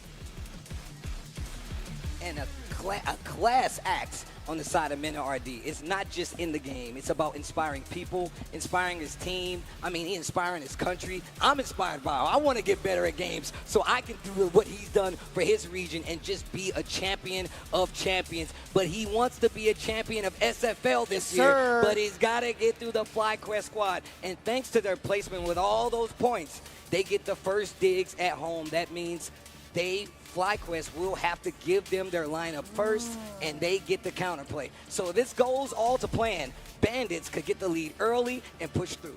So this is the thing. Now that it is a race to 70, there's going to be multiple switches unless it's going to be like a full-on blowout. But just looking at this right now, right, Nephew being in the anchor spot kind of gives me a little bit of a hint that they're looking for mostly tie games as much as possible, right? Unless Nephew finds a way to clutch out against Mena RD, and that would be actually insane in terms of storyline. That would be the most prolific thing to happen, I feel like, in a hot minute. I mean, outside of Psycho taking out Blas in that Pixel comeback. But I'm telling you, man, there is some strategy being in play. We're so used to seeing Punk in the anchor spot. But Nephew, he's got a lot to work with, especially if the Bandits decide to go for Mena with the anchor, if that happens, right? It's not impossible to call, and maybe for the first time this season, Chris T leading the charge on the side of the Bandits. He's going to be going up against Riddles from that FlyQuest squad, and this is going to be the first match of grand finals for SFL. So LA, let me hear it. Make some noise! It's about to be electric out here. Only one team will go on to represent the USA at the World Finals. It's happening in Japan at Capcom Cup. The teams are all lined up. Riddles, Chris T, first match. You have a fired up team from FlyQuest. You have Bandits having a seat in the back, meticulously planning their strategy and looking for the big counterplays. They have the home field advantage, but they're facing off against a very hot team. Can they make it happen and become the new champs of SFL? Or will FlyQuest tear that dream apart and send themselves over to Japan for the run back? All right, let's get it. Riddles with the Terry. Chris T, that trademark Ken, and the low forward confirmed Tatsu to the corner. We're already there. Empty jump throw. I like that. Spins the OD, make it count. Oh, the whiff punish. We talk about the footsies that Chris T loves to play. He's been so fundamentally sound with not only that, but also the offensive pressure, the side switch, or the attempted one at that. Ooh. Nice burn knuckle, fights back to the other side. Riddles has got a lot of life bar to make up if he wants to take out Chris. Especially in this first round, the low forward confirmed. He's got one bar now. Chris has two. The throw works out. What are you going to do with the rest of the time left? Another throw. What do you do? The final moments. Oh, the uppercut to ring out. Chris T has an opportunity. Oh, the rising tackle from Riddles. Not scared to reapply that pressure to steal back the rounds away from Chris T. Rising tackle. Knocking on the doors a little bit. We talked about some of the stand jab has been such a pivotal point to move on in, right? This Terry starting to run away with a big damage on the board. Remember, this is best of 3. First to 70 points for the grand finals. Wake up jab on the side of Riddles. Gets the knockdown in the corner. This next exchange could be a game. Could be a game. Back dash, that's gonna do it. Game number 1 goes to FlyQuest Riddles. Good call. Very good call. Being to really intimidate, not only with the corner pressure, but with the amount of life left. You can throw in a lot of different looks without having to worry about what happens afterwards. And I like that, kind of sticking to his guns, going for the motion. Let me get this throw, add the layer. Let me backdash, get the whiff punish. Lo and behold, the first game. Play your options out. Make him keep guessing. Back throw on the side of Chris T. Haven't heard that in a hot minute. Ooh, the trade. And look at them fighting for this up close range. Riddles is not afraid to fight Ken right here. And he's making it count though. Tots to the corner. Chris can definitely make something big happen with this situation. Fierce ringing out. Does get a counter hit against Riddles. Christine not able to stop the Mad Dog from getting out. What? Oh my God, actually a little bit of a reset on top of that. Perfect parry. Okay. And he's crouching. We're getting the enhancements, right? Enhanced Tatsu, you already know it. Dashing up, keeps the corner. Chris T making Damn. it count, but he Well, drops the that was finisher. almost optimal. This next one could be what a backdash and his punish counter. If he gets the hit, Riddles closes out another round with the quickness. Oh my God. We talked about this. We talked about this. The Mad Dog, when he bites down, he will not let go. The pressure just a little bit too much for Chris T within the corner. OD, rising tackle. He's not afraid to spend it. That burn knuckle a little bit too close. Slightly overzealous. Chris T gonna take full advantage of that. Tesflugenita. You know it. Level 2 gets the burnout against Riddles, and now the corner control. What do you do about this while in burnout, Riddles? Oh, you back dash throw. up and get a back throw? That's what you do, even in burnout. You think I'm afraid to low forward, stuff the drive rush, and big punish counter sweep. Chris T jumps out with the light. Drive gauge now back in for Riddles. Bruh, get off of me. Oh, the trade again. Bader, scrap, low forward. Damn. Look at the bars. He's got 2 of them. This next exchange could be points on the board on the side of Chris. All right, Christy's waking up. Conserves the bar, gets around. I like that. He wants to get this next round, tie up the count now. Oh, trying to jump on in. Riddles very attentive to the air approach still, but his primary focus are those feet. Yo, my man hit me with a footsie slow medium kick that far out. Now the throw bait. When does a level 3 happen, Steve? Not quite yet. He's pushing to this corner. Real tough right now, though. Big life lead on the side of Riddles. 3 bars apiece. Back throw on the side of Christie again. He's got the corner pressure. Drive rush met with a standing medium punch. He's got plenty of bar. Hit him with a power geyser. And just like that, Riddles takes the lead in this grand final set for the FlyQuest squad. Riddles got that dog in him, He got Steve. that dog in him, He bro. got that mad dog in him, I'm Steve. just saying, bro. Look at the cold-blooded look. He gave some high fives over there. He's like, nah, man. I got this. My man is business-oriented, bro. And that I've is a seen him. wayside Riddles. He was forced in the front position to set the tone. He's like, bro, I'll do it, though. You need me to do it, I'll do it. Riddles is definitely one of these players. He's still new to SFL, but my man has definitely been in the competitive circuit for quite some time. He knows the mentality it takes. He knows how to single out those guesses that you're going to make and make you pay for it. And he steamrolled. Every time he saw an opening, he took advantage. No matter how small, no matter how big, he made it count. And I love that. You talk about making it count. The conservation of meter towards the end was excellent. He had enough in the tank for this exact sequence because he held on to that level 3 for so long. And it wasn't even necessarily level 3, right? Still, level 2 into level 1. No matter what it was going to be fat damage. And Riddles had it all calculated down to 18. Bro, he didn't even have to use the level 3. He's like, no, Christie you're going to is that, actually. geysers, bro.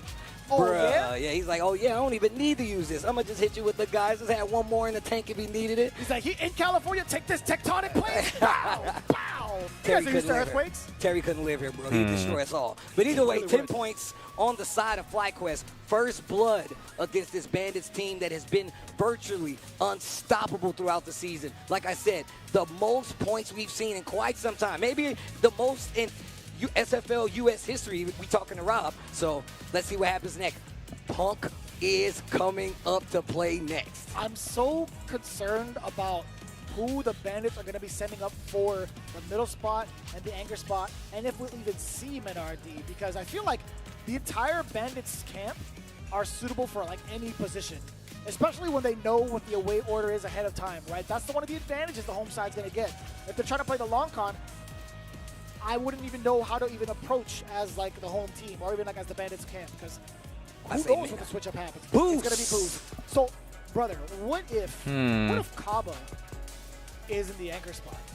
What if? I mean, who knows? I mean, think about it.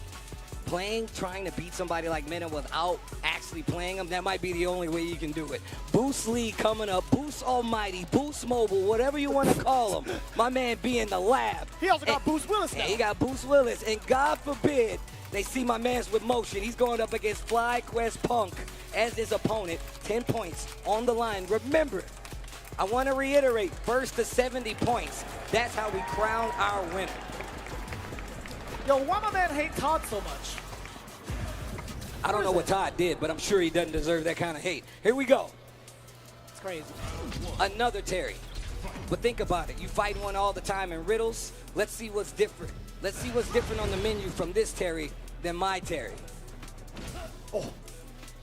Yeah, you got to play. You got to out-footsie Punk. Good luck. I mean, Terry's got some good normals for it, though. That's that medium kick right there. Good at controlling that range. That's exactly where Cammy wants to operate anyway, as you can see by the clip. And mind you, these guys play a good amount of times throughout the week, whether it's in a can opener, whether it's a TNS, right? You see these guys in contention for top 8 most of the time. But this is where the stakes are even higher, right? Boost does get the big opener and also the side switch, and now a forward throw on top of that. Wow. He spent a little bit of that drive because, you know, that ground wave stopped sharp, but oh, what a whip punish. Wait a minute. Back throw. Not in that critical area yet. Tries to clip the drive rush, but he does get a throw. Boost has an opportunity. What do you feel about it, though? He's playing it so cautiously. He is in the life deficit, but he tries to squeeze in a normal. That was off of a drive rush jab. Punk keeping the gaps real tight. You cannot try to squeeze out a button. And keeping the bar, too. Didn't even have to use any of his meter, so he's going into this next round strong. Remember, best of 3, first to 2, 10 points on the line. Oh, you can't second. do it. You can't do it. Not the right strike. You can't even do the DI regardless. Damn, it's going to be level 3 now, causing the burnout and hella damage tacked on top of it. Hella damage. Bro, look at the life bar. Oh, nah. Boost knows better than that. My man's moving. Now I see the definition of Boost mobile. He going all the way through with the rest of that drive gauge combo. He earned those nicknames. We didn't just give them to him because we wanted him to have them. Those are his names. Oops. Crouch strong, drive rush to try to close the distance already. Try to start that push to get pumped to the corner now. It's so difficult to it. Boost playing so patiently, right? He's trying to find any sort of opening, but it's Punk who does get the opener with a throw. Tap on the parry. Drive rush down. Oh, had the punish counter. Didn't believe in the hit. The backdash, the whip punish with the punish counter sweep. Yep. Frame kill with the jab, Punk with the momentum. Double jabs, Steve. Double jabs. The pace being set from both ends, right? Nobody wants to move or misstep or throw on a whiff punish. Or a normal that gets whiff punish, excuse me. But that life bar telling a different story, at least for now. But that drive gauge telling a different story too, especially on the side of Punk. Another good series from Boost. And he can push to his corner. Perfect parry again. Oh, on the other side. The forward throw, drive rush on in there, knocking on the doors with a couple of lights. Boost creating some space for himself after a pair of mediums. Uppercut, you know it. Light punch. Great block on the overhead. Swinging still within medium range is Boost. Another block on the overhead. Bruh, the defense is crazy on both sides. Not good enough. He's got 3 of them. He's going to spend it. That CA damage. A little scaling on the jab, but you know Boost is going to want to run away with this. Look at that drive gauge. Empty. You're burnt. What do? He walked up. A Michael step forward. Yep. Counter hit. Boost. More than enough damage to strike first blood. Once again, what happens? What happens when the captain goes up, not able to close out in this situation? Damn, didn't even think about that. Goes back and forth. It goes back and forth. And I love that Punk went into the second spot position, regardless of the outcome. You want to let them know you're here to play, get these points, get the lead early. That way you have to make men. You force men to win. You don't make men to want to win. You force them to win. And no more dangerous than Punk right now. I feel like with RD, we might see him just a bit. Punk already starting to drop quite well. Damn, dude, what kind of exchange was that? Big trade in the corner. Still in control. God. And do it again. Oh, this character. This dude's a lab monster. So cheap. You know he's got the timing for that. Look of concern for the side of Punk's face, as that's the second time around that he's attempted to go for that strategy, right? Wow, gets the target combo, power dunk. Placements on the dive kicks are really good, but Boost, my man ain't moving. He's not budging. Oh, forward throw within range. Another one. That was a counter hit, though. Do it again. Oh, the confirm off of the stand jab. Excellently placed. Unfortunately, you got to spend it, but again, it's an investment, right? You're trying to make it pay off into the next round. We'll gladly take it, especially if you start. Bang! Punk. Finding multiple openings. Kind of curious about that sequence going into the ground wave, right? Same. Punk has been very confident about going to that DI multiple times, and he got blown up for it twice in a row. And he has this look on his face. He's like, damn, son, I swear this worked. I mean, I think ground wave actually would get caught, but he's just doing, I think, medium punch. She's doing medium punch with a ground wave, so. Knocking on the door, we do get the jab. The tick row, excuse me. Oh, bro. The burn knuckle. Clips him out of the air, ready with the juggle. That was sick. That was so good. That was Big chunk of damage, too. Oh, my God, the throw. Boost has an opportunity to bring it right back. And now he has an opportunity to close this out now. He's got 3 bars to his name. A single hit could be a very, very dangerous spot against Punk. Look at him, he's meticulously planning. He's going in and out of the ranges where he thinks Boost is going to be at, but no. You see those preemptive jabs coming from both sides, right? But also, Boost knows Terry's got a long-reaching standing medium punch. So he puts it at this range. Sometimes it'll clip dive kick if you place it right. Oh, that's fair. Speaking of medium kicks now, both being the tool. Jesus. What an interruption. Good interruption. Still ready for the drive rush approach is Punk. Now the forward throw. Boost stuck in this corner. What was that? That had to be rising tackle. That had to be rising tackle. I think it was maybe a preemptive crouch heavy to probably stop the delay on the dive kick possibly, but I could be wrong. Got him. And he gets to confirm. Punk answers back 2 level 3s to close it out. 1 game apiece in this best of 3 fight. Dead. Not bad. You know, I like the idea. I like the idea of preemptive crouching heavy punch to prevent the dive kick from happening. But that was a good idea also from the side of Punk. He's like, you know what? I'm just gonna go for a normal jump in. I mean, think about it. If he did heavy punch, rising tackle, it would have pushed him too far forward. Potentially would have put himself in a bigger situation. Actually. So yeah, you know, you're absolutely right. Like doing that rising tackle because of it, like doing the heavy version, it just pushes him so far forward. And funny enough, it actually would have clipped the dive kick as well. So there you go. Oh man, it's tough. I mean, those are the situations I'm talking about. These guys have obviously been in these situations multiple times, right? So putting them back in that situation again to see how they're going to react, that's where a good player stands out. Baits out the big OD uppercut, and look at the damage he already got off of that with no meter needed. Ooh, give me that punish counter. That just sounds like it hurts, bro. Oh, hell yeah, dude. She does the double axle fist towards the chin. Spinning your head off your shoulders, man. Kind of violent. Oh, forward throw, though. Move on in there. Give it to me. Counter hit conversion. Boost with the buffer behind it. Level 1, are you okay? Bastardo! Damn, you see at the Roman Reigns after? Set point. That's who it was that's playing on Guma. I forgot. Oh, that's a punish! Okay, to the corner we go. But this has not been the best situations for Punk. Even when he's gotten a boost to this corner, it's been so hard to make him flinch. It really has been, right? Damn, he just ran right into the burn knuckle. I understand, man. That thing comes out of a blink of an eye. Needs to be careful. That stand medium punch been doing work. And now I bet you're going to start seeing this crouching strong from Terry. Ooh, standing medium kick as well. Told you. Preventing the dive kick. Ow. The neutral, not quick enough.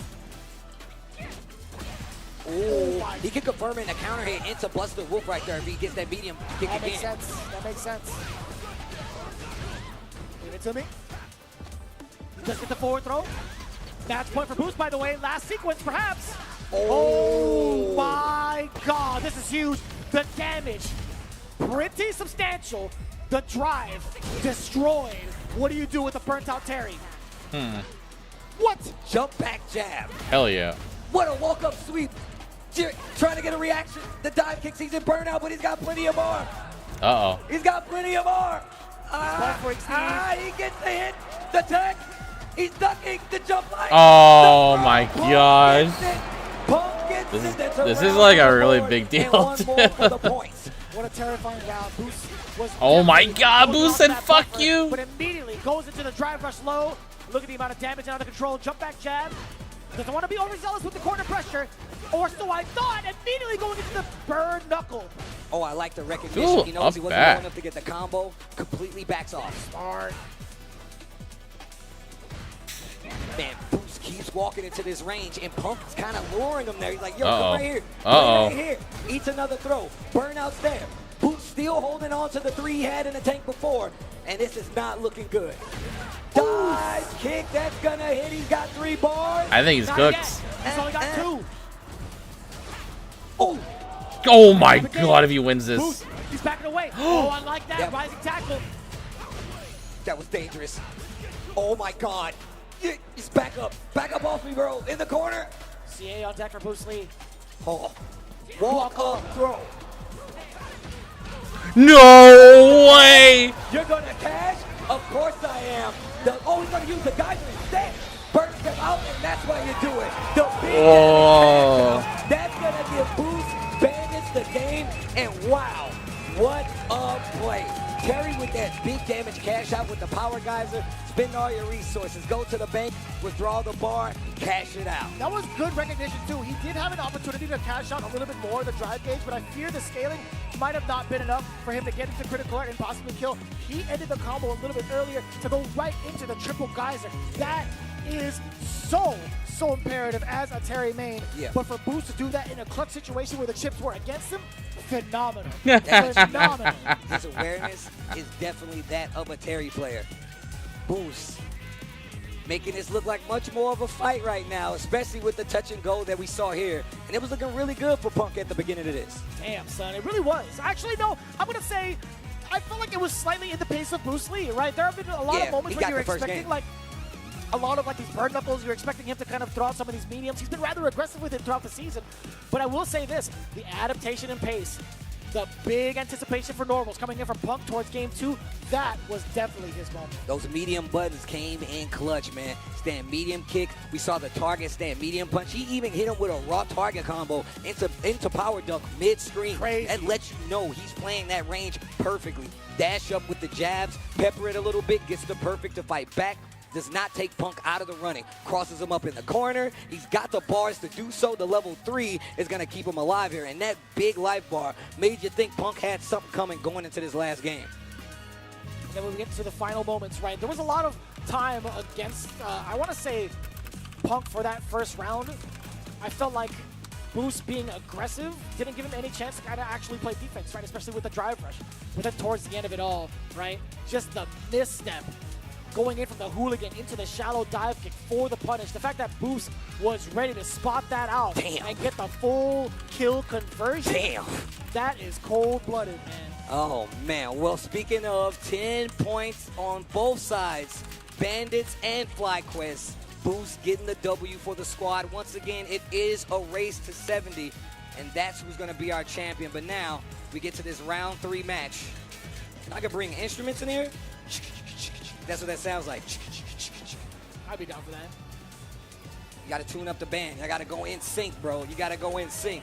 That Dominican flag out there. A lot of bandits jerseys out in the crowd. They're really cool. I don't blame you. But that should tell you just how much support this Bandits team has coming into this grand finals. And the expectations a lot of his fans have, especially by being a winner or potential winner for this grand finals. So I'm thinking about it right now, right? It is currently tied 10 points apiece. Riddle's got the big 2-0 over Chris T.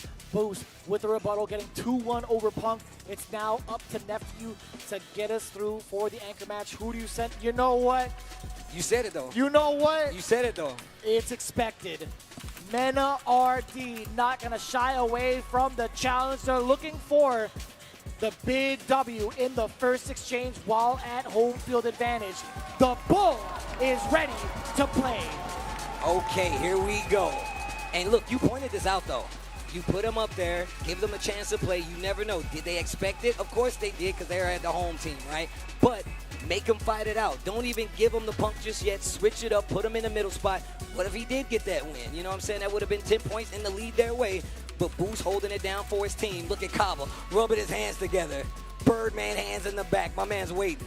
Yeah, so 10 points apiece from both ends. Bandits and FlyQuest. Let's see how this plays out. That's a sick shot, by the way. That is a crazy shot, by the way. Here we go. The Blanca comes out to play versus Nephew in an instant whiff punish on the side of Min RD. Knockdown with the electricity. Ooh, what a whiff punish. We talked about some of those normals that Mendo likes to implement to kind of tease the idea of whiff punishing, or at least counter poke most of the time. Nephew, well aware of it. Ooh, give me that. Oh, I thought that was going to be a punish. Perfect parry against the Fierce. Slide, knock her down, gets the throw, corners right there now. No, no, no, no. No, no, no. Not again. Some of the tendencies carrying over from the previous set. Nephew opting to go for the OD uppercut upon wake up, ready for What the a arrival. check. Jesus Christ. But it's also a big strength that Nephew has, right? He's been consistently checking a lot of the drive rushes, and now punish counter with the Renko kicks. Off to the full sequence. Another punish counter for the side of Nephew. A throw break though. Then RD clearing the space. Perfect parry. There you go. Drive it up. Get the punish. You got the bar. You might not need it. Yes, you will. One of them. I take that all day, every day. And a perfect to answer back against Mena RD. Still looking rather confident, right? Nephew's still able to play the game that he's been looking for. He's been whip punishing really well. Ooh. Oh, I spoke a little bit too soon. Ooh. The overhead is there. Lightning beast. Let me get another ball going forward. Little fella, help me out. Wow. Nephew tried to move. Tried to do something. Welcome to the toy shop. There's another one. Tries to go for the tried and true Nephew classic to get out of there. Meeting him in the air and baits out the uppercut. That's a quick 2 games and a perfect answer from Mena RD. Kyle talking to the crowd. How does Mena know? Right, he's been sitting at so much life. He's applying so much pressure. Back to back to back sequences of offense, and then in the last second, pumps the brakes. Genuinely, how does he know? They're going ham. They're going ham out there. Man, I'm not sure, bro. I mean, this is questions we've been asking about Mena for years now. Like, why is he this good? How does he know your options? But this is practice coming to the forefront. My man is nice. Needs to be careful once again. Crouching Fierce right there to try to keep control of this corner. Not cancelable button, but it will get you a hard knockdown. They trade once again. Nephew doesn't stop swinging. There's a punish counter, not too heavy on the damage or the retaliation from the side of Mena RD off of that charge. Nephew delaying some of these normals, checking the walk back as well. Very close to burn out his Mena RD. No uppercut, by the way. A lot of space to clear that out. And not ready for that option coming out of the corner. Whoa! Oh. No way. It's all falling by the wayside, I feel like. Nephew not in control just yet. Yo, this minute timing is really making it hard for Nephew. But he gets the level 1, gonna push through the wall.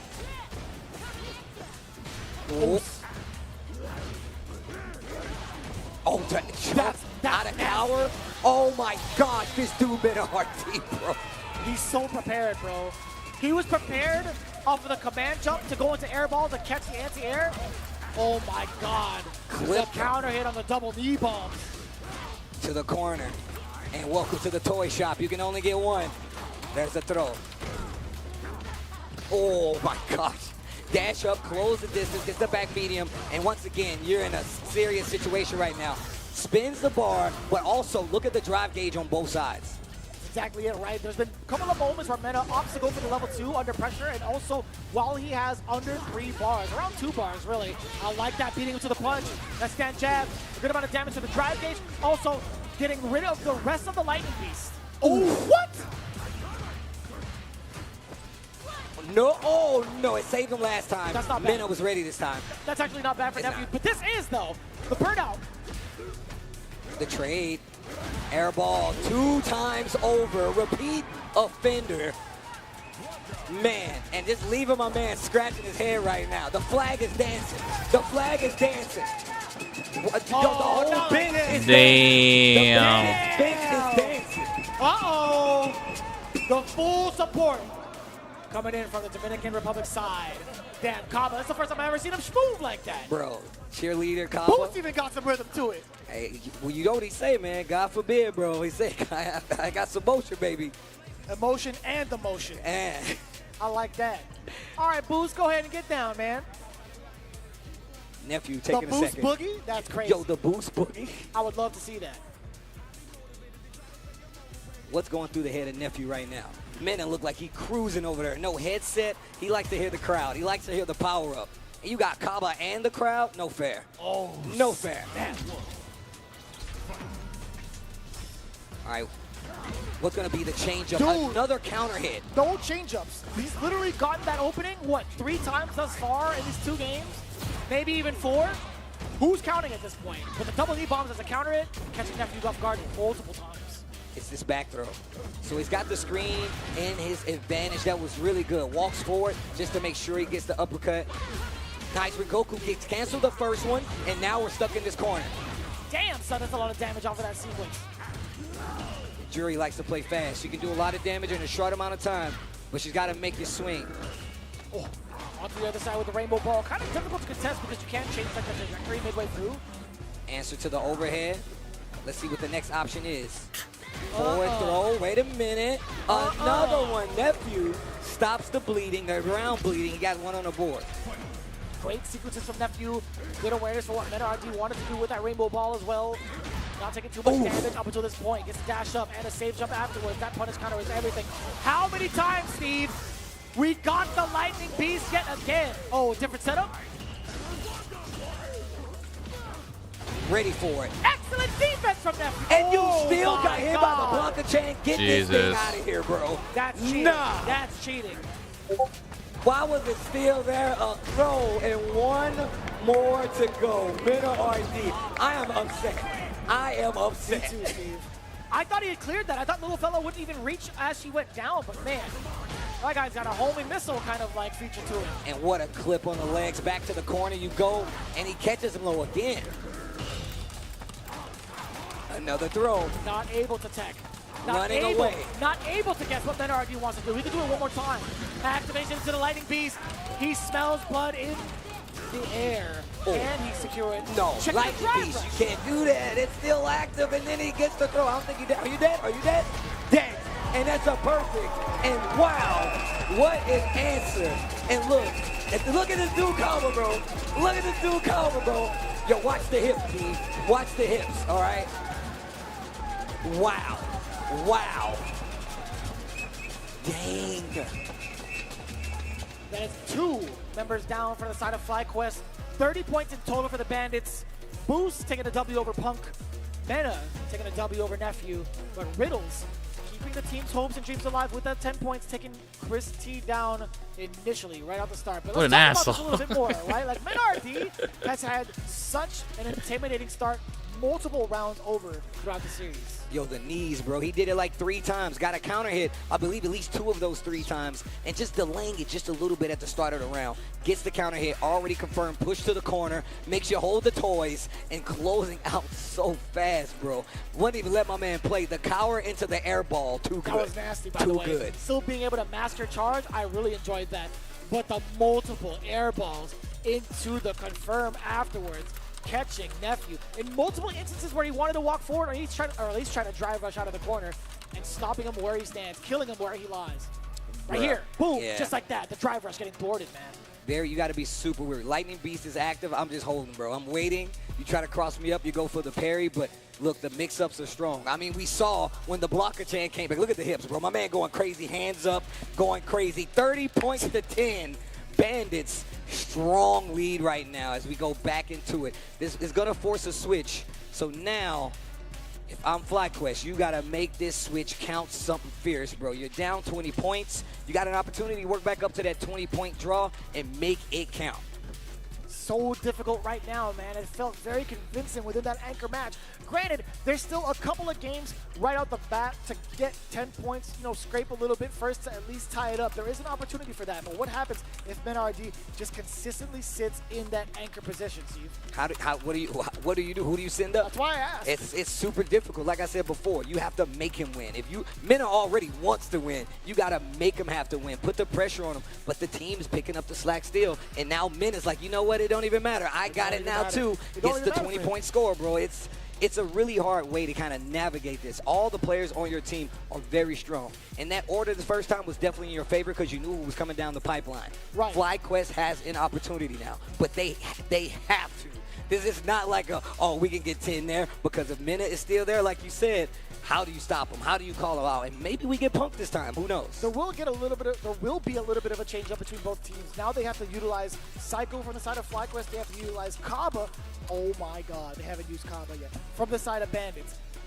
this could be kind of tricky. Even if they are in the away position, this is still anybody's game, at least from the second point on.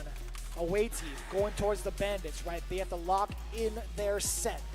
FlyQuest, it's up to them to meticulously plan and pinpoint which matches they want.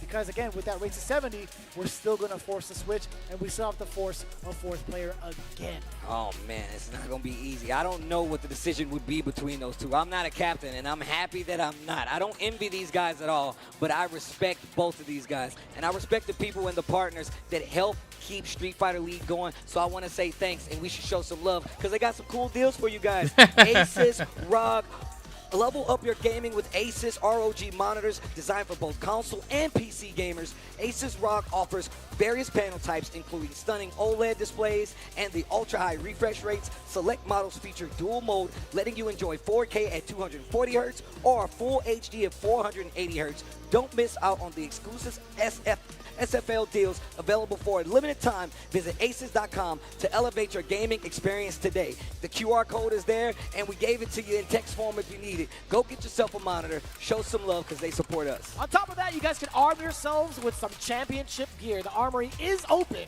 with Brook, especially with the Brook Fighter Starburst. It's an all-new, all-button arcade controller designed specifically for next-gen gaming consoles. It supports the latest platforms on the market, including full compatibility with all PlayStation and Nintendo Switch 2 games. Again, be sure to equip yourself well when it comes to fighting in the streets of Street Fighter 6 alongside Brook. Man, shout out to everybody that helps supports us. And if you support fighting games, thank you so much. And you supporting SFL, thank you even more so, because where else am I going to get to do this? And of course, we got an amazing crowd here. Yo, LA, y'all still with me? Make some noise. That's right, that's right. And with that being said, we're going to take a quick break before we get back to this grand final set. So don't go anywhere. Get some refreshments. Come back and join us. We got more Street Fighter 6 on the other side of this break.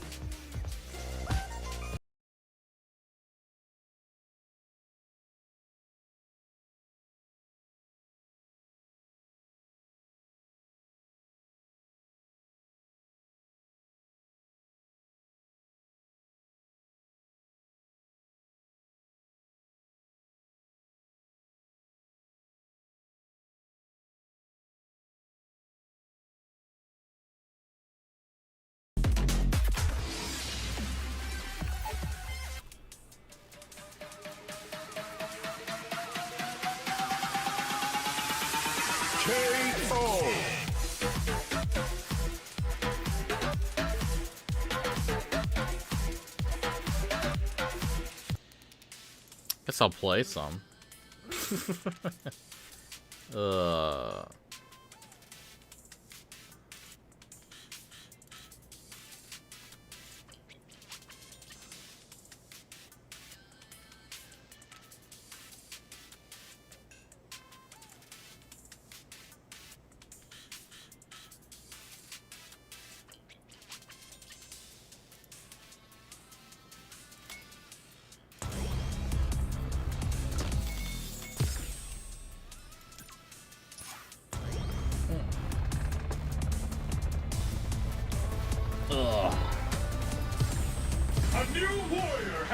I'm a little tired.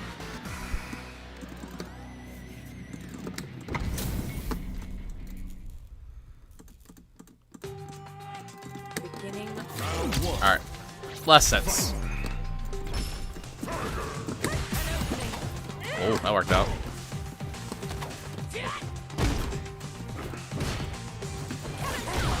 Good.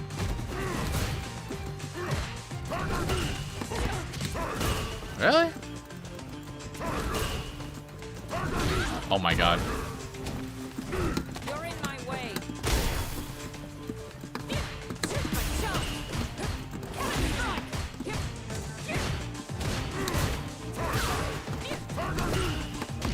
There we go.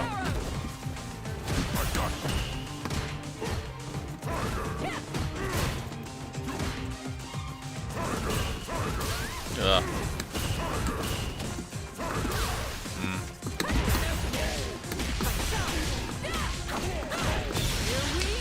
Yeah, I had to spend it.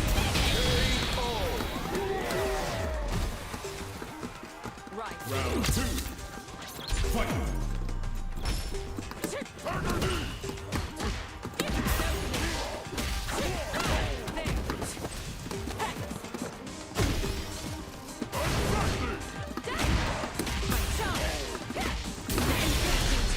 Could I have killed?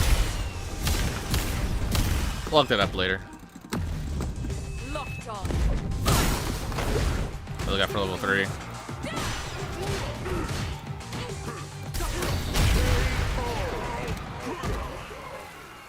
Cammy. Round 1. Fight.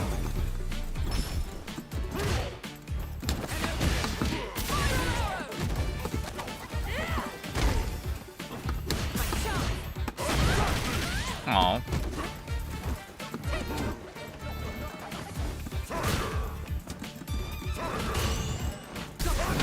Oh my god.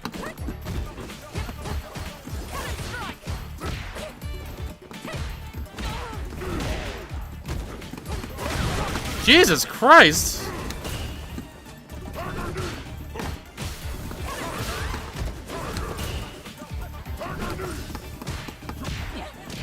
Ah, bad trade. I know better.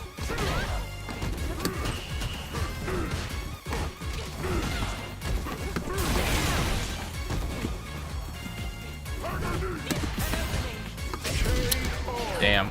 If I could punish that. He's doing way more than I thought he would.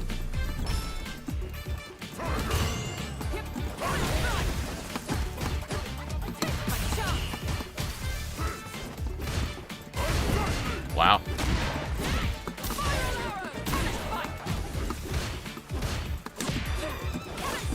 No way. I didn't even want to do that.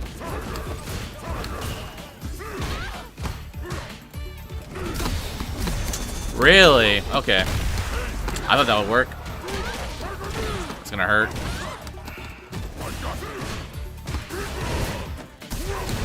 You gotta be kidding me.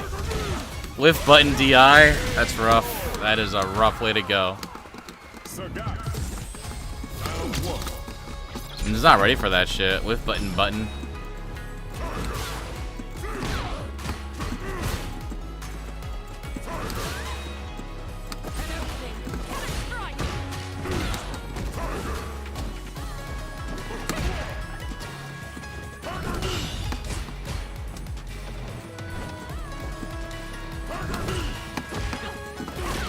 What the fuck?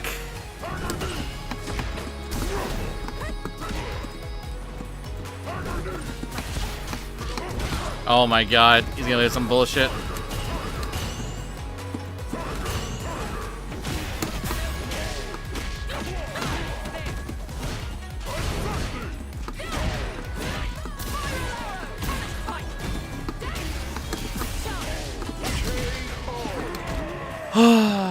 Alright, we're gonna look into that too. Oh my god.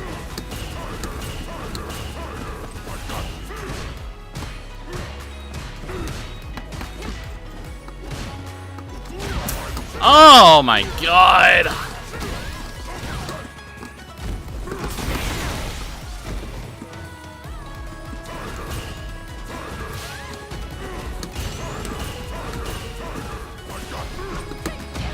No! What the fuck? What? Oh my god. Okay. Guess that works out.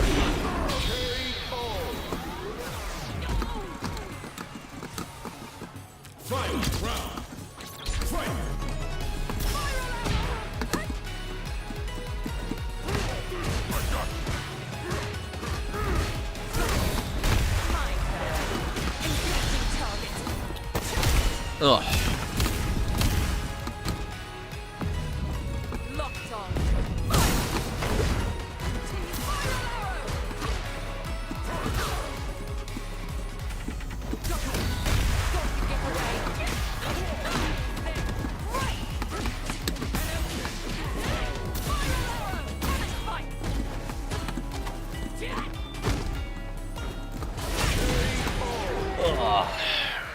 Cammy wins.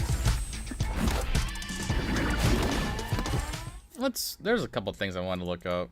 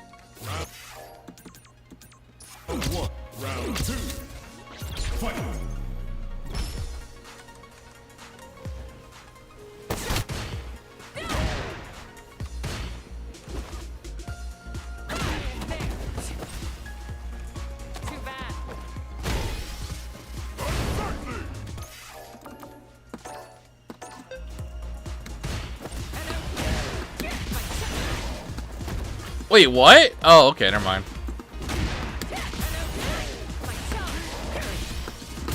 Wait.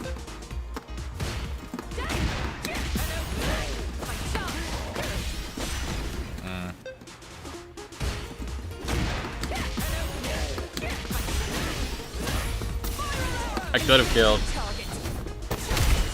The basic ass combo. Well, let's see.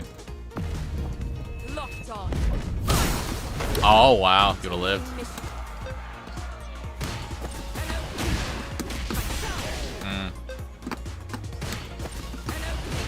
Oh.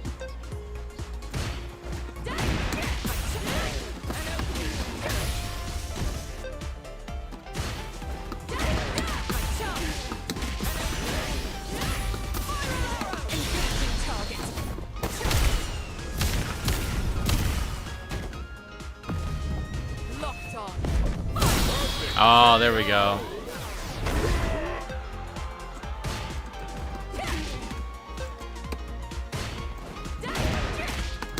Oh.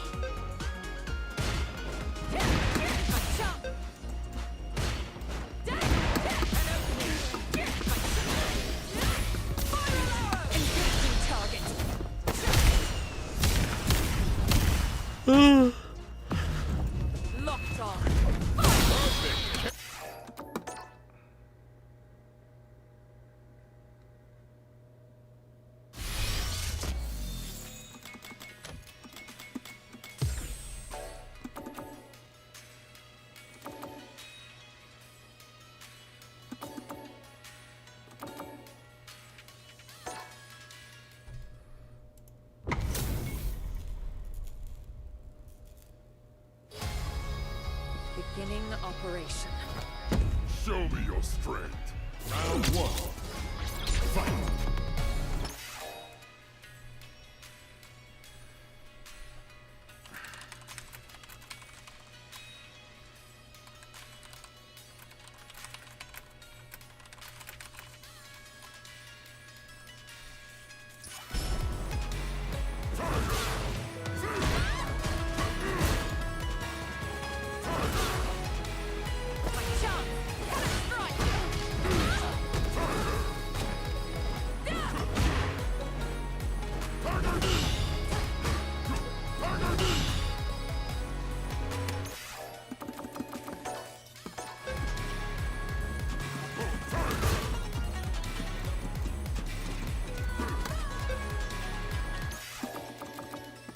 What?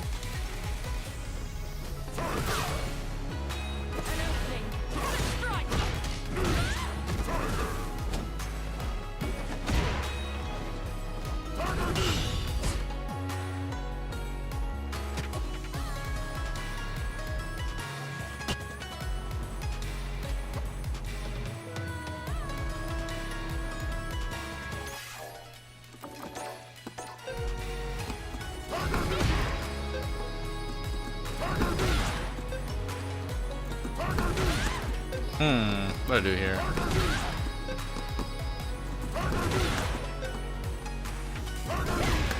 You do that? Yeah, that makes sense. Oh, okay, I can do this.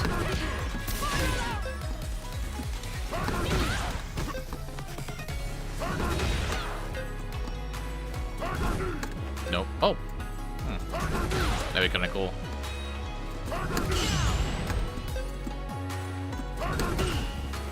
No, it's 0. Okay.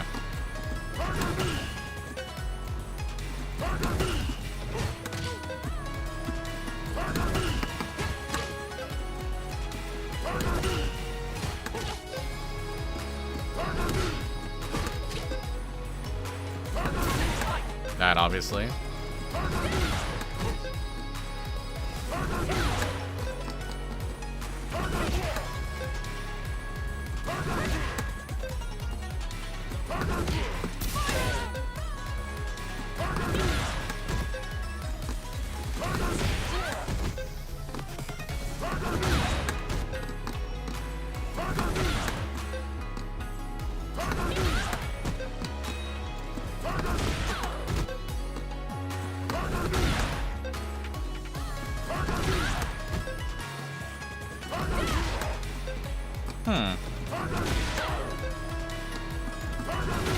Nope.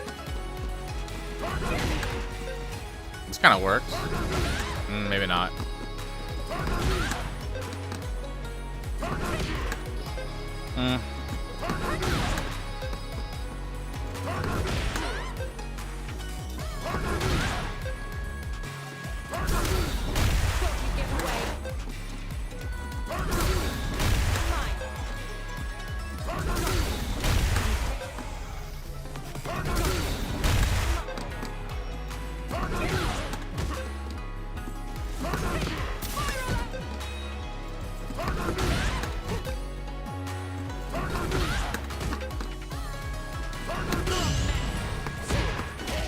Yeah, perfect parry seems to be the best option.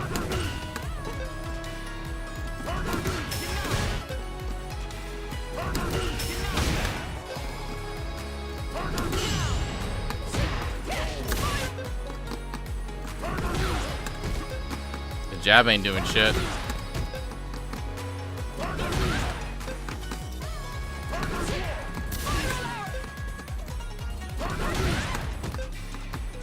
Knee punch?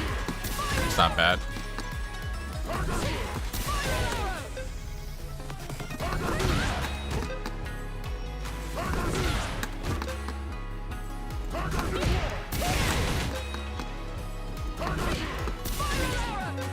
That seems to be the best option right now.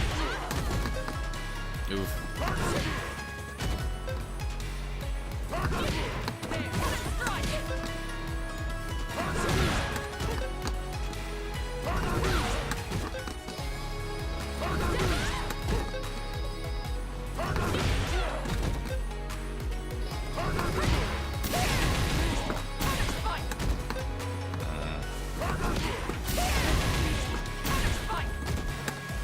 That's not so bad.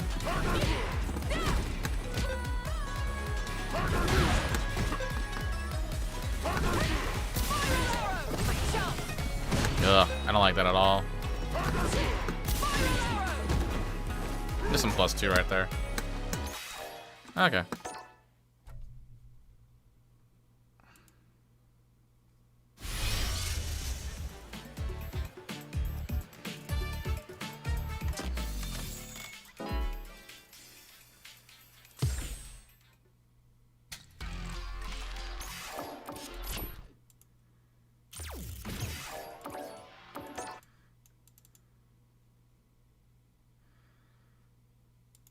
For this Bandits team, bro, I swear to God, every time there's more people. Every time we go, Crime's down there now. What is going on? I kind of want to party with them a little bit. I'm not going to lie to you. I mean, if it keeps going this way, you're going to be able to. We're going to take a look back at that match. First game going to Riddles, and Riddles still looking really good. And he was able to close the distance so much more in this first game, whether it be because that medium punch or just him reacting to the ground wave in a different way, really did say something about what his approach was to fighting Kaba first time around. Yeah, I think there were a lot of buttons being pressed from Kaba just to kind of test the waters and see if Riddles has it like that in terms of the frame traps, right? So the delivery was there for the first game, hence why Riddles was able to take advantage of Kaba, being able to suppress him more often than not. But then we saw the big switch up, right? We saw Kaba take it a little bit, I want to say more patiently when it comes to like his meter usage, when it comes to saving his drives, saving his supers as well, specifically for the fireball war, right? Dude, nothing but booms. He literally, that's what got Riddles. The fact that he did not know how to approach past those booms. That's the issue with Terry's fireball. Yeah, it's good versus a lot of other characters, but when they got a fireball that goes above it, it's an issue. Bandits with 40 points to 10 right now, and this is not looking good. 70 is the destination, and that's how we get a champion. But let's look at who's coming up next from FlyQuest. This is actually terrifying. As we await the second player coming up from FlyQuest, if you look at it, Boost has been on a hot streak, even outside of the playoffs themselves. He's been so clutch in so many different matchups and also got a win earlier too. So thinking about that, if Boost takes it down, that puts him at 50. And then you have a near unstoppable Men RD. There is potential for the 70-point game. Steve, talk to me. I knew it was going to be psycho. If you ever need to switch the momentum, you let the crazy guy out and let's see what he can do Boost has his work cut out for him, but we've seen him rise to the challenge multiple times, regardless who's in front of him. We just saw him in that last set coming from home where they actually got the W over Pump, and that was by way of Boost. Now, let's see what Psycho can do. And of course, this is very dangerous territory because the points are getting closer and closer to that 70-point limit. So this is kind of dangerous to think about, right? In their first interaction against each other, when you're looking at how they performed during regulation season, Psycho actually fell short to Boost 0-2, but the rebuttal happened in the run back. It was Psycho, the one to actually walk away with a W 2-0 by the end of their final set on the 13th. Or actually on the 3rd, excuse me. Regardless of what happens, you get these points here. Your biggest thing that you're aiming for. If I'm them, I'm looking at you need those 20 points. And you say that because it's Mena's there. How do you even claim those points? It's tough. How do you even claim those points? So, looking at it right now, right? Let's say FlyQuest takes this one, if it happens, right? Just to kind of like get the hypotheticals going.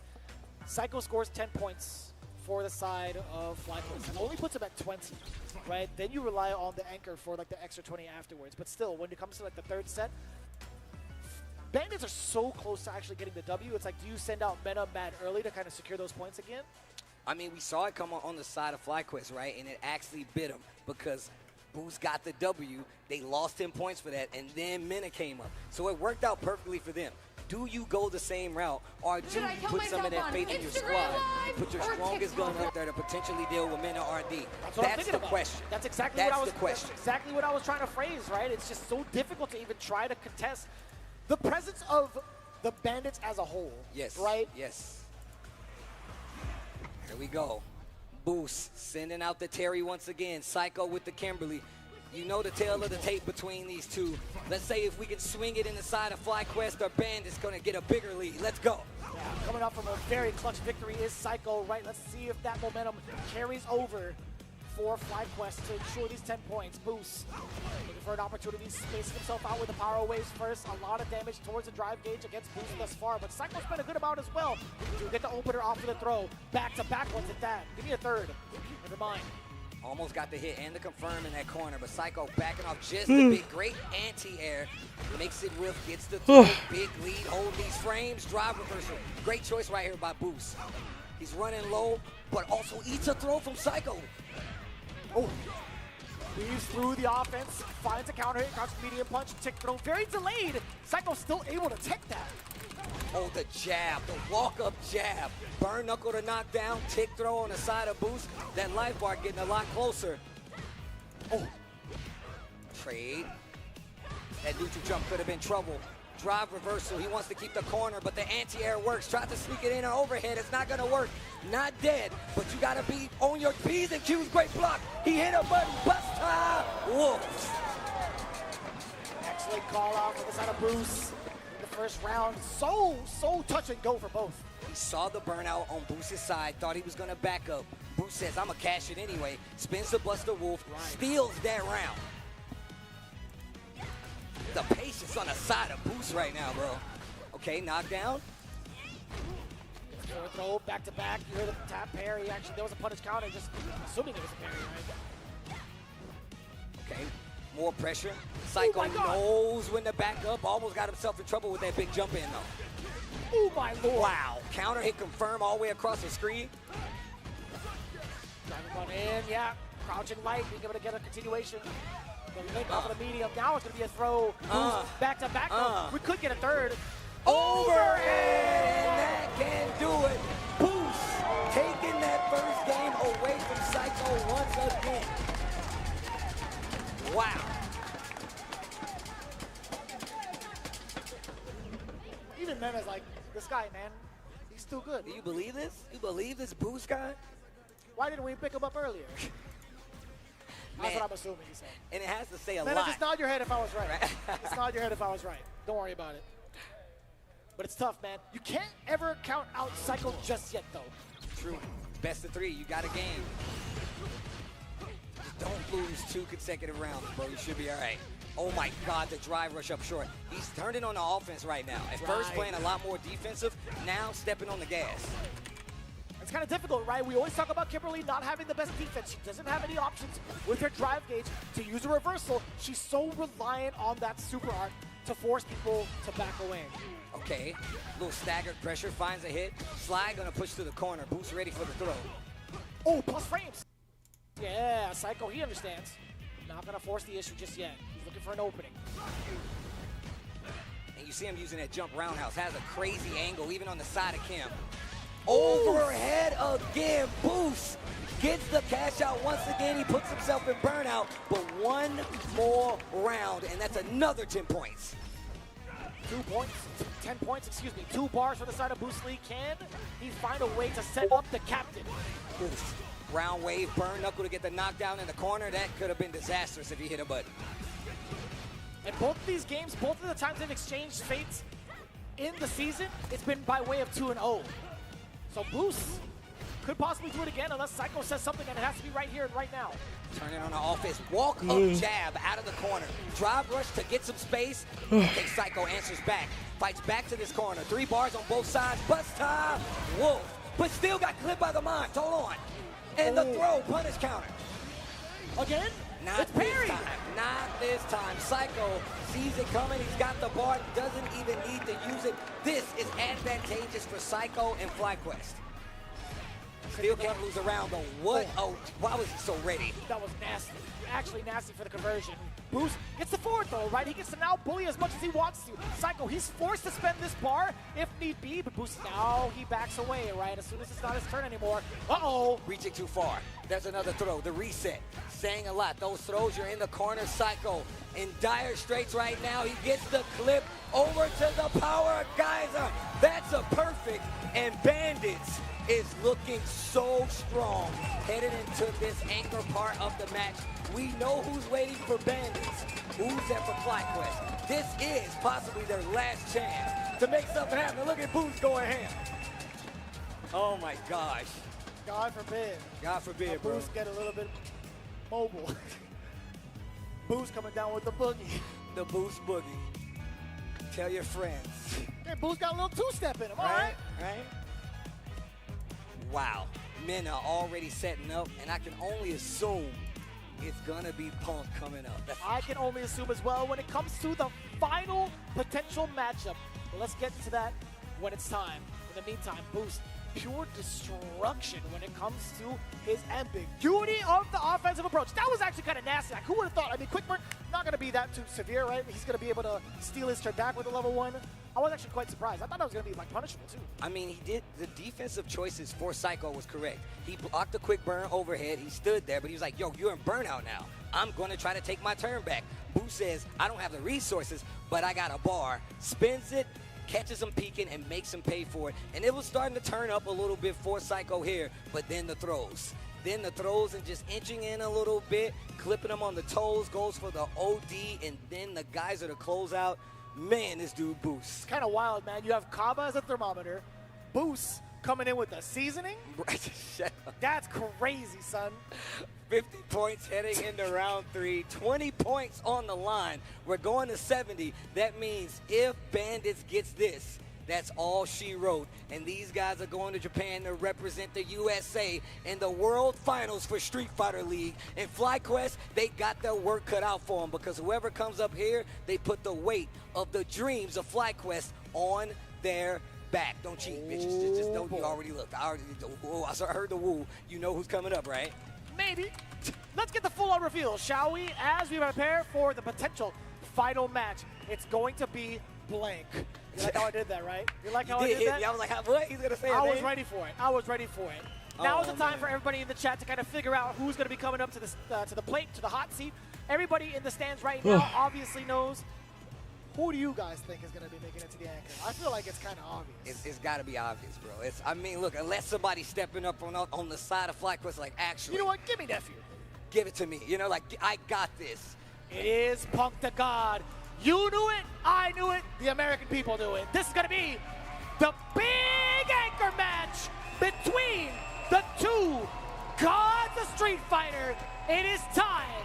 Can FlyQuest stay in position, or will the Bandits come away as the new champs of SFL US? like the Wild West out here. The Bandits getting another train and stealing it from Punk and FlyQuest, and they're going to run away with it to Japan. But now you put the hopes and the dreams. The anchor is the anchor for a reason. Punk is the person sitting up there, and my man Minna be up here with no headphones. Just raw, no headphones, listening to the crowd, taking in the energy, and this is a tall order, bro. So odds couldn't be any higher. You've been here for 4 days total. You were there for the first, you were for like half of phase 1, half of phase 2.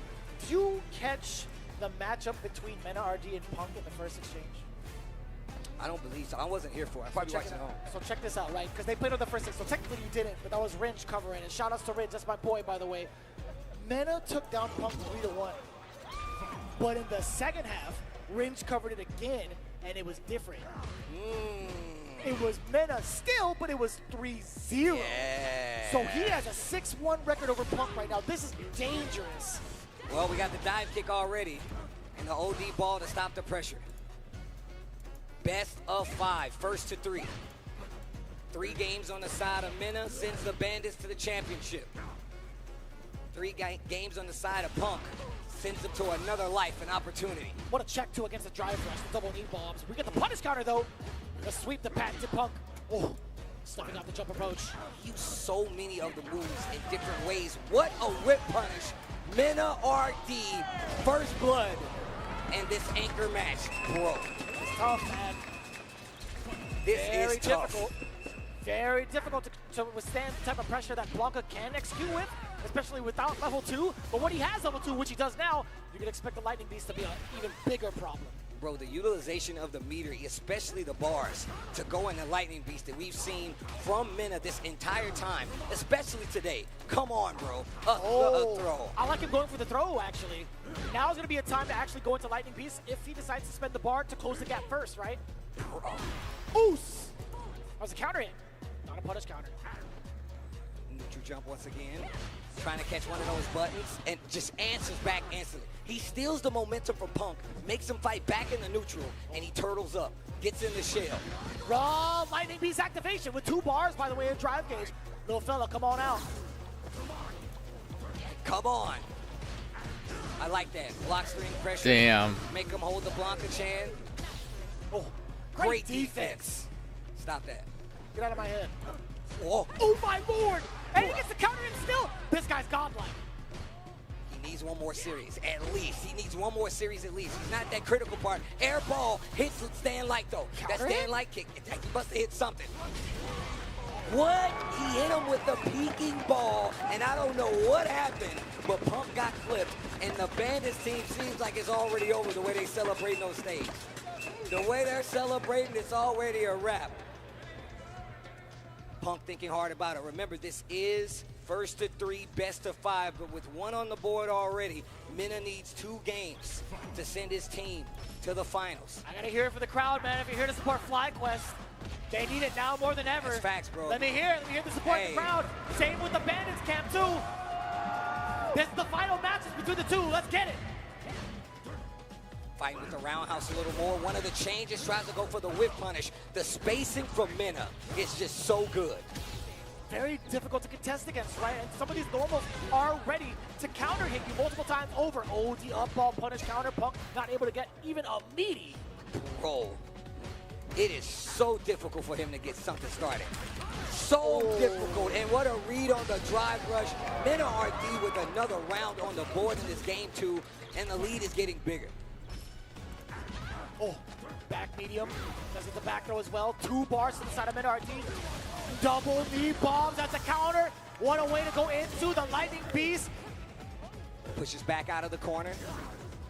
A little bit of a drop for the Lightning Beast, by the way. Oh, totally fine for Minna RD. The Lightning Beast no longer a threat against Punk, but the normals are instead. Bring it back up. Jeez. A throw will do it. Oh. What? How are you so ready? The neutral jump. Knows that he was going to go for the dive kick. The pop-up already started. They haven't even rung the bell yet. And the Bandits team is celebrating on the stage. There's still a chance, though. FlyQuest Still has one game to play, one more game to play at least to stay alive. There is a fighting chance. If Psycho could do it, Punk could also possibly do it. The weight of the FlyQuest dreams on the shoulders of Punk. And he is thinking hard at the screen. I don't blame him. What can you do to stop Mena RD? My man has had an answer for every option, and it just goes back to slow mode when you get an advantage. How do you answer this? See Viper. I mean, I'm totally why kidding. not? I'm totally kidding. I had to break the tension. I had to break the tension a little bit. The Akuma. Wow. Really now? Wow. I like that. A whole different demeanor too with the Akuma. We've seen this pick before actually, in between against specifically Mena RD. Drive rush air ball to answer to the corner. We go. He goes for a throw. Mena not taking that bait. The double knees. Oh, but you know what happens while the Akuma pick can possibly do it. We saw NL do it before. Akuma's going to be taking so much more life per hit. And that is looking like a clean bar, a perfect for Mena RD and tournament. SFL finals point for Bandits coming up. If Mena can close this out, finally makes it whiff. I feel like that's hit 100% all day today. Punk getting the momentum. Felt that way, right? This is the first instance of offense that we've seen from Punk, from anybody really, against Mena RD is what it feels like today. Yo, look at the damage on the side of Blanca. Damn. Has to back away, isn't burnt out. He has 2 bars to his name as well, so he can find a little bit of defense. If he gets knocked down once, that's one of them. That was such a good option right there for Punk when he gets clipped on the toes. The drive is there, mixing up with the throw. You're looking for the DI now. You gotta be careful. You gotta be careful. There it is. He reads it. Didn't get the punish though. Takes the throw. He's back in the green. The DP to stop the jump. Oh, and that's again. Oh, the fireball and the conversion. Punk stays alive. Reaching his hand out of the grave. Looking like Raccoon City out here, Punk. He's got a chance. Uh-oh, he's pissed. Level 2, Lightning Beast. Punk backs away. He's got 3 bars to himself, at least in drive gauge, 3 bars to the super. The jump in. This is huge, Steve. We could get a setup. We could get a 2-touch scenario, potentially. What? Bruh. Jumps out. Activate. Watch the little one. Parries it, looks for the overhead, but does not look for the throw. Mena RD has an opportunity with no bars. He's got plenty of drive, and that's gonna do it. The ticket is cash. Bandits is your SFL US champions, and they will be representing at Capcom Cup this year. What a season, and you cannot deny Mena RD is one of the best Street Fighter 6 players in the world. Rob TV, I know you got it covered. Oh my God, bro. Dominance on the side of Bandits. Mamba mentality on top of it. He was waiting until the very end. Job not finished. Keeping his demeanor and even showing that sportsmanship. As he got the W, the team was popping off behind him. He's like, hold on. Let me shake this man's hand. Let me shake the team's hand. Now, go off. And look at the season that these guys have had. It's not even a question. If you look at the points, the standings, they came into the finals sitting in that grand finals points. Mena holding up his end of the bargain, saying, I want to get my team some rings, and he did. That's 60K for them or whatever, or 30K, I forget. Versus the best Oh well. teams in the world. Once again, if Good you thought shit. this was something, wait till the finals. Time to go to bed. It's gonna get even crazier. SFL